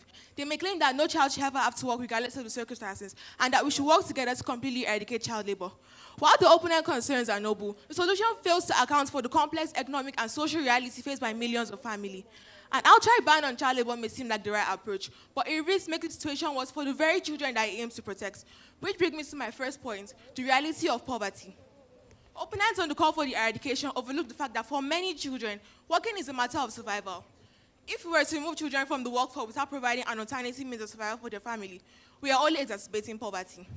The removal of children from the workforce drives them into more dangerous and unregulated environments like illegal working or street begging, where they face even greater risks. My second point, the danger of idealism is a practical solution. Opponents on the call for eradication argue for an idealized vision of a world where children go to school and never work. However, such a vision is not immediately feasible in countries where child labor is prevalent. The argument fails to provide a sustainable model to replace the income families rely on. Regulation, on the other hand, provides a gradual transitioning that safeguards children's welfare. The risks of underground exploitation. In countries where child labor is already illegal, such practices have not been eradicated, rather driven underground where children are even more vulnerable to exploitation. By regulating such practices, we create transparency, enabling authorities to monitor that children are not subjected to harmful or hazardous work. Now, for a real-life example, despite child labor being illegal in countries like India, it still remains a widespread in our cultural sector, especially in rural areas, where children are employed in the harvestation of crops like tobacco, cotton, and cocoa, working long hours under dangerous conditions.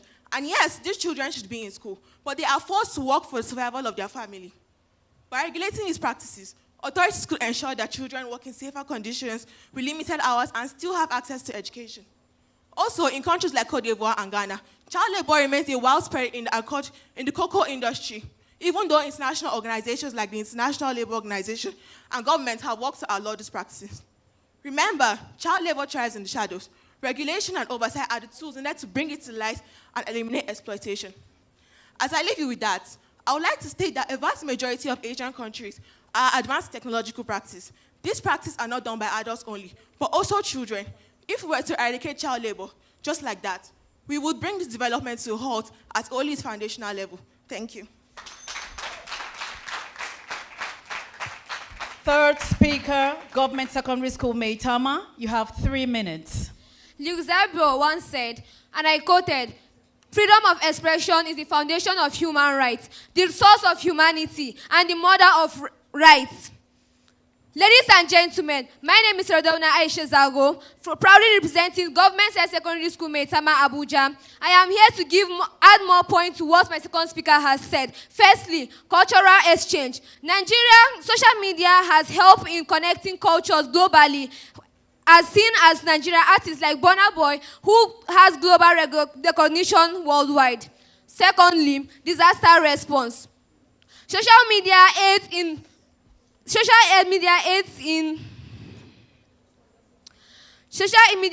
crisis management, such as during the Hurricane Harvey in the US, where platforms coordinated rescue efforts. Thirdly, transparency and accountability. Social media exposes corruption and human rights abuses.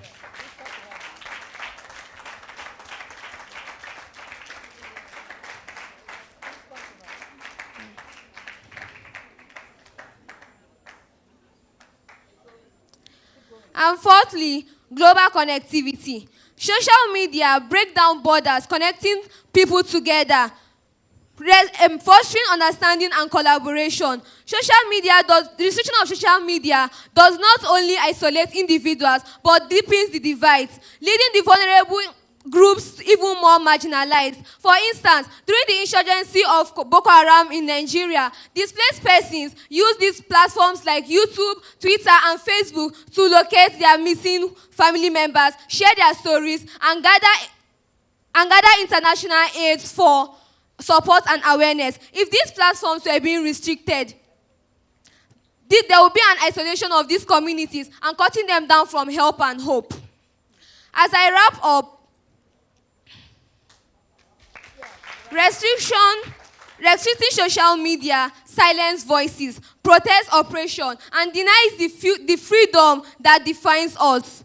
I leave my opponent with this question. If we accept restrictions today, what will be... If we accept restrictions today, what will... No. If we accept restrictions today, what will be of our freedom? Thank you.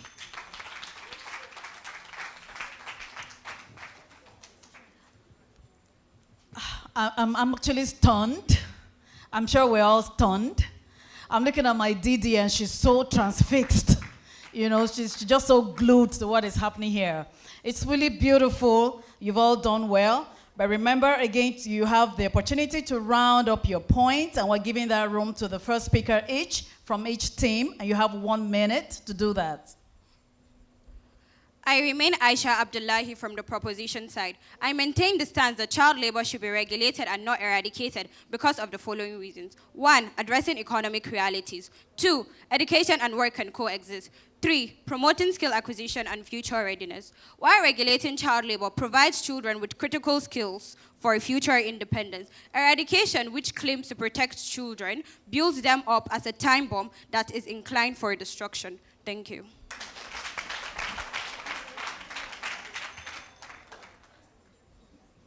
I remain Benedict, and I believe that I and my contemporaries are pleased to have stood before such brilliant minds and such brilliant personalities to argue.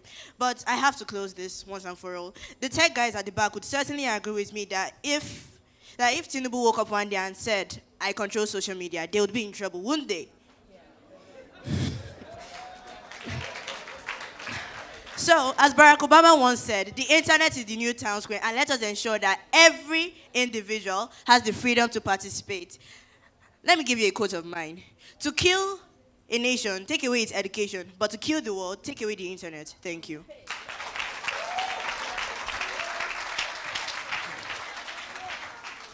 Part of my duties is to be very impartial.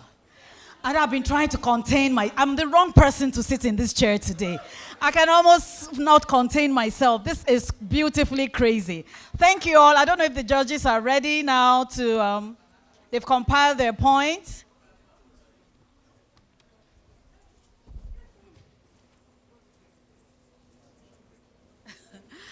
Can we have the DJ just give us something light? But also part of my duties, and I must thank the audience.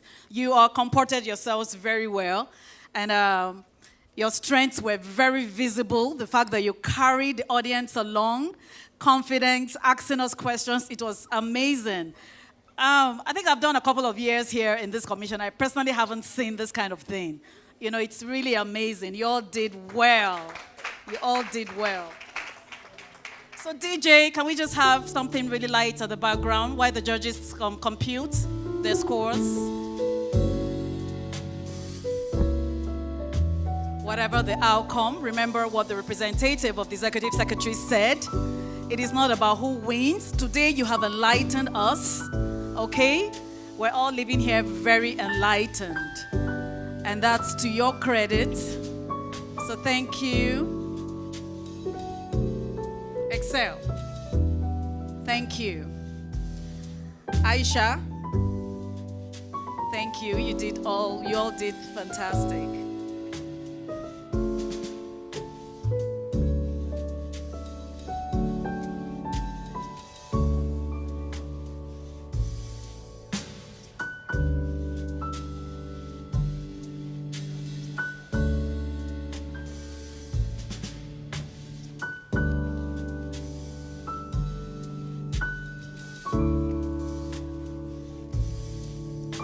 Do we really believe that this generation is going to outdo us? Yeah, they're really going to outdo us. I guess a lot of us at this age, I'm sure that we knew 1/3 of what they know. Maybe I should speak for myself, but I'm sure I'm speaking for the majority of us here. We'll speak pidgin. I will be so timid, sir. You know, this is so beautiful. I'm just so fascinated.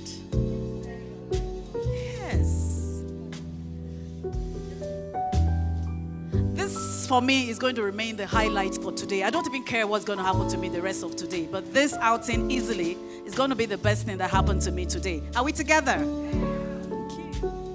You did well.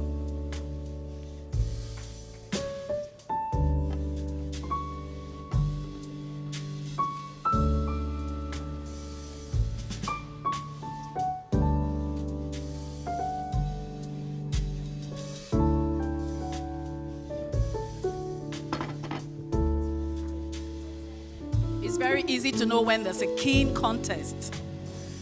When the judges are taking time to compute results, you know that the contest was keenly contested.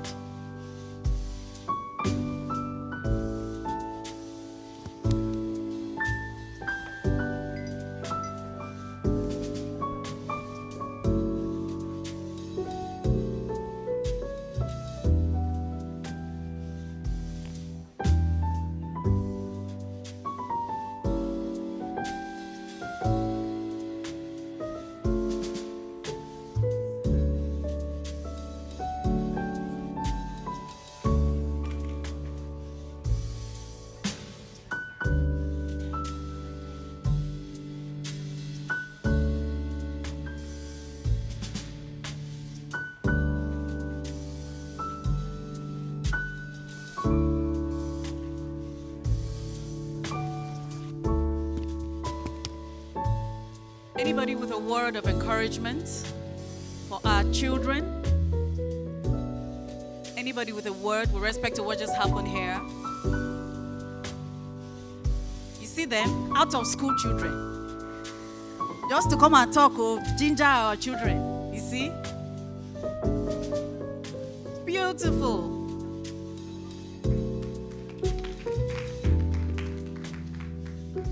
You see, it's very easy to sit and watch people debate.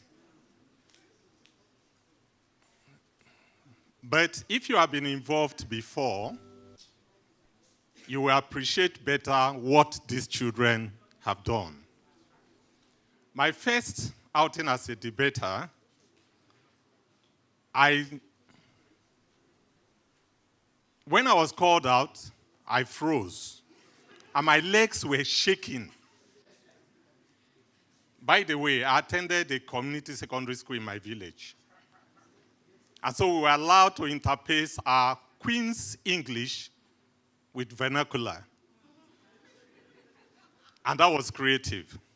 But we progressed to what we thought was good English until I realized today that English is actually a living language. And so from my generation till now, a lot has changed. And what I thought was Queen's English then can easily pass for a pidgin English today. So whatever the outcome of this debate, just know that you have excelled. You've done so well. And just continue to be yourself and make the country proud. Congratulations.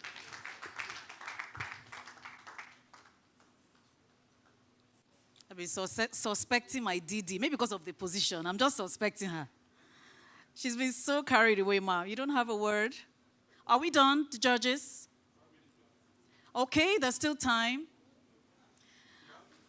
My director, next time, don't put me here, because I just respected myself today. I was almost flying out of my seat. Children. Hello, children. You've made me so proud. I'm proud of you. It's not easy to be a public speaker. It is not. No matter how much you think you know how to speak English, no matter how much you think you know how to deliver the message you want to deliver, but by the time you're out here looking at people, all eyes glued on you, you will fidget and you may even lose control. You know, I'm applauding you and I'm inviting you to give them a resounding round of applause.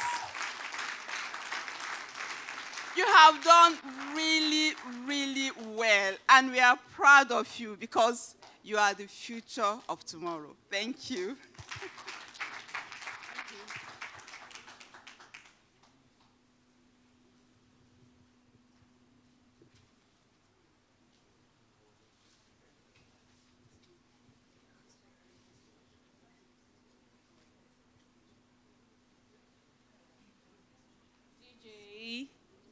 Some background music.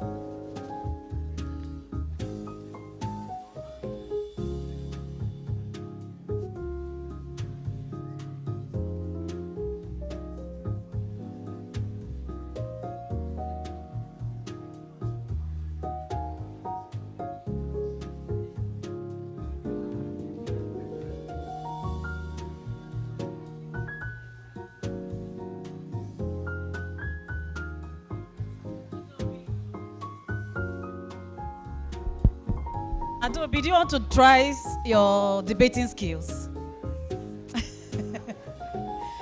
I mean, the boss we have, now she go, they shout for us. Come on, talk, come on, do debate. By the way, the madam who just spoke with you she's actually in a position to talk to you the way she did with respect to your public presentation skills. She's a teacher of that herself, and she does that. So you just had the right person assessing you. So you've done well indeed.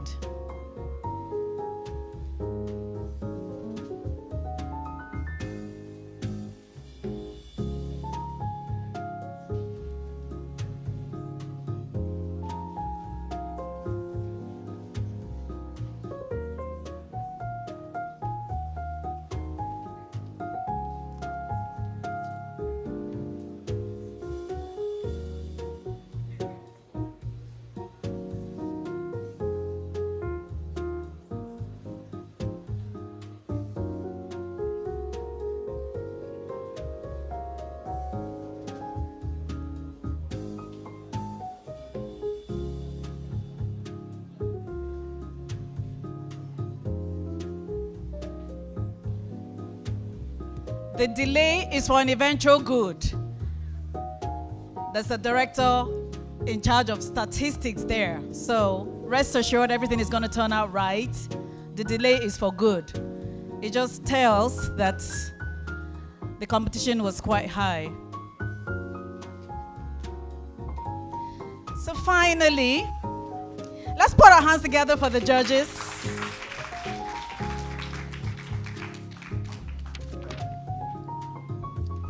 Good afternoon, my directors, my students, teachers, and colleagues. Okay. After a lot of debate amongst ourselves, arguments and counter-arguments, this is our final report or verdict. For Government Science Secondary School, let me say this first. They all did well. The two schools did very, very well. They have good points. In fact, for Government Science Secondary School, they have very good points. Very good points. And even for Kingsville, they have good points too. But what informed our decision is that for science, Government Science Secondary School, though they have good points, but the students were faltering. They faltered a lot. And for Kingsville College, they have good points too, but we discovered that most of their points are repeated. But in any case, this is our final verdict.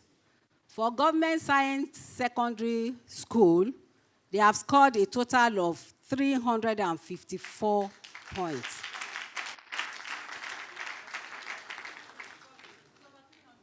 Over 300. Oh, yeah, we should have done that average. Okay. You can help us with the average. And for Kingsville College, they have scored a total of 462 points. That makes Kingsville College our winner for today. And let me say something. As for debate, like our Oga Harry said, when I was in secondary school too, I hated debate. If it is quiz, put me there. I will chop all questions. But when it comes to debate, I had a very huge audience fright. But for these children, in fact, they are mwah.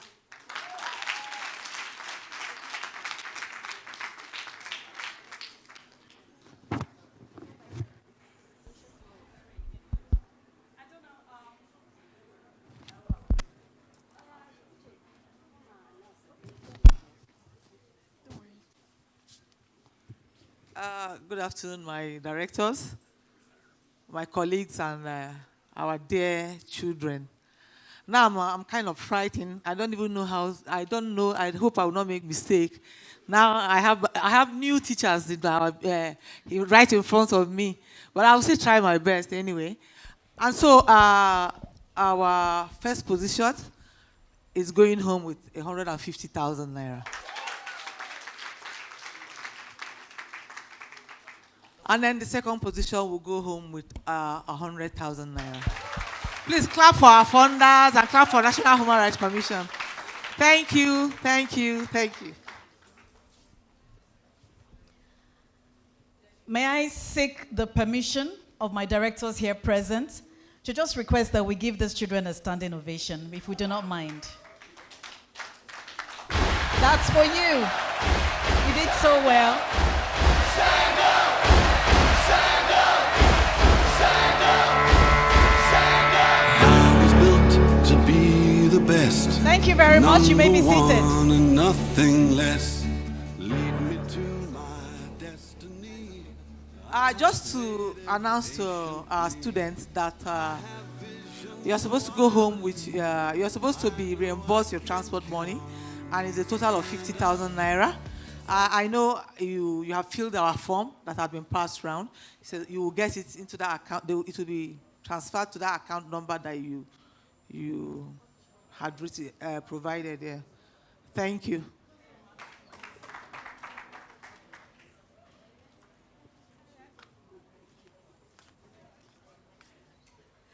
Good afternoon again. Okay. Closing remark as in vote of thanks. First, I want to thank the Executive Secretary in absentia through his representative, Barrister Hilary Ogbonna, for making today possible for us. I also want to thank my directors here present and those that are not here. If not for your support, maybe this program wouldn't have held. I want to thank the students too, because if they were not here, there wouldn't be anything as a secondary schools debate. So thank you very much. I thank your teachers too. Thank you for leading the students. Thanks for coming.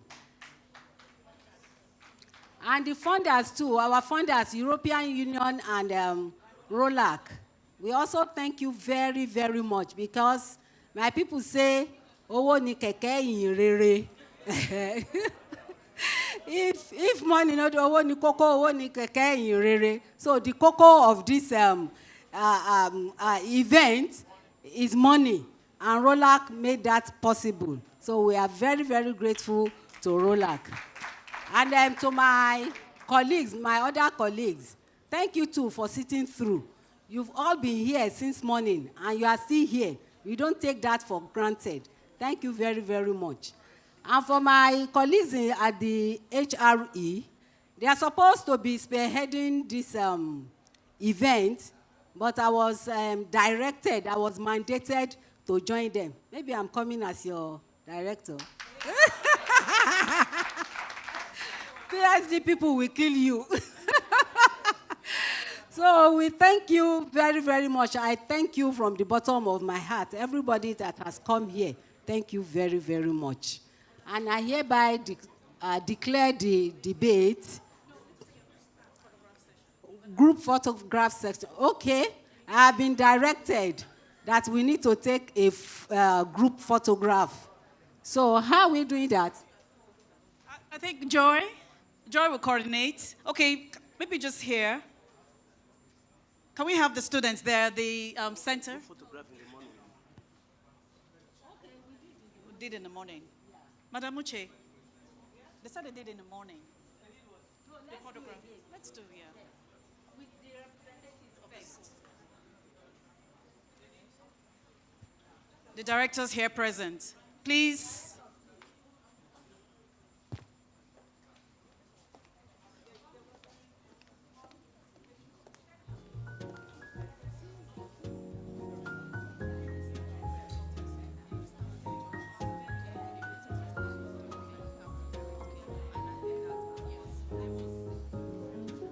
So after this, the schools are going to snap with the judges.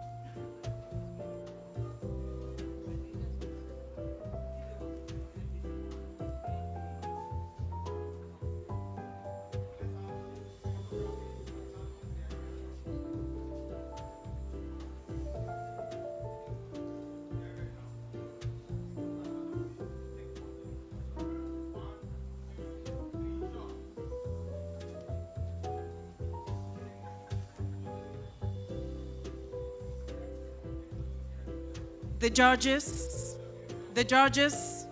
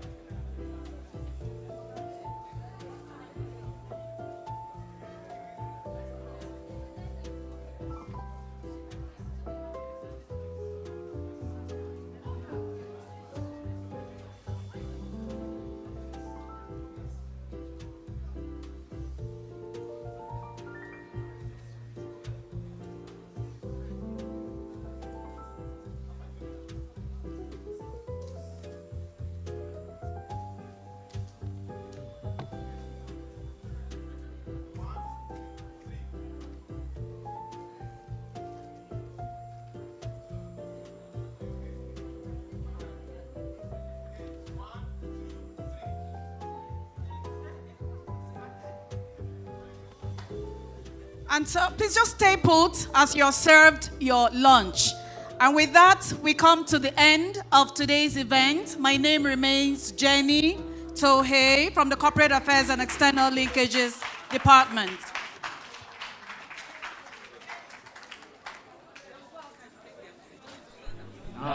Okay, please, I've been directed to just ask that you kindly file out for your lunch, please. Only the children, the school children should stay behind. They'll be served.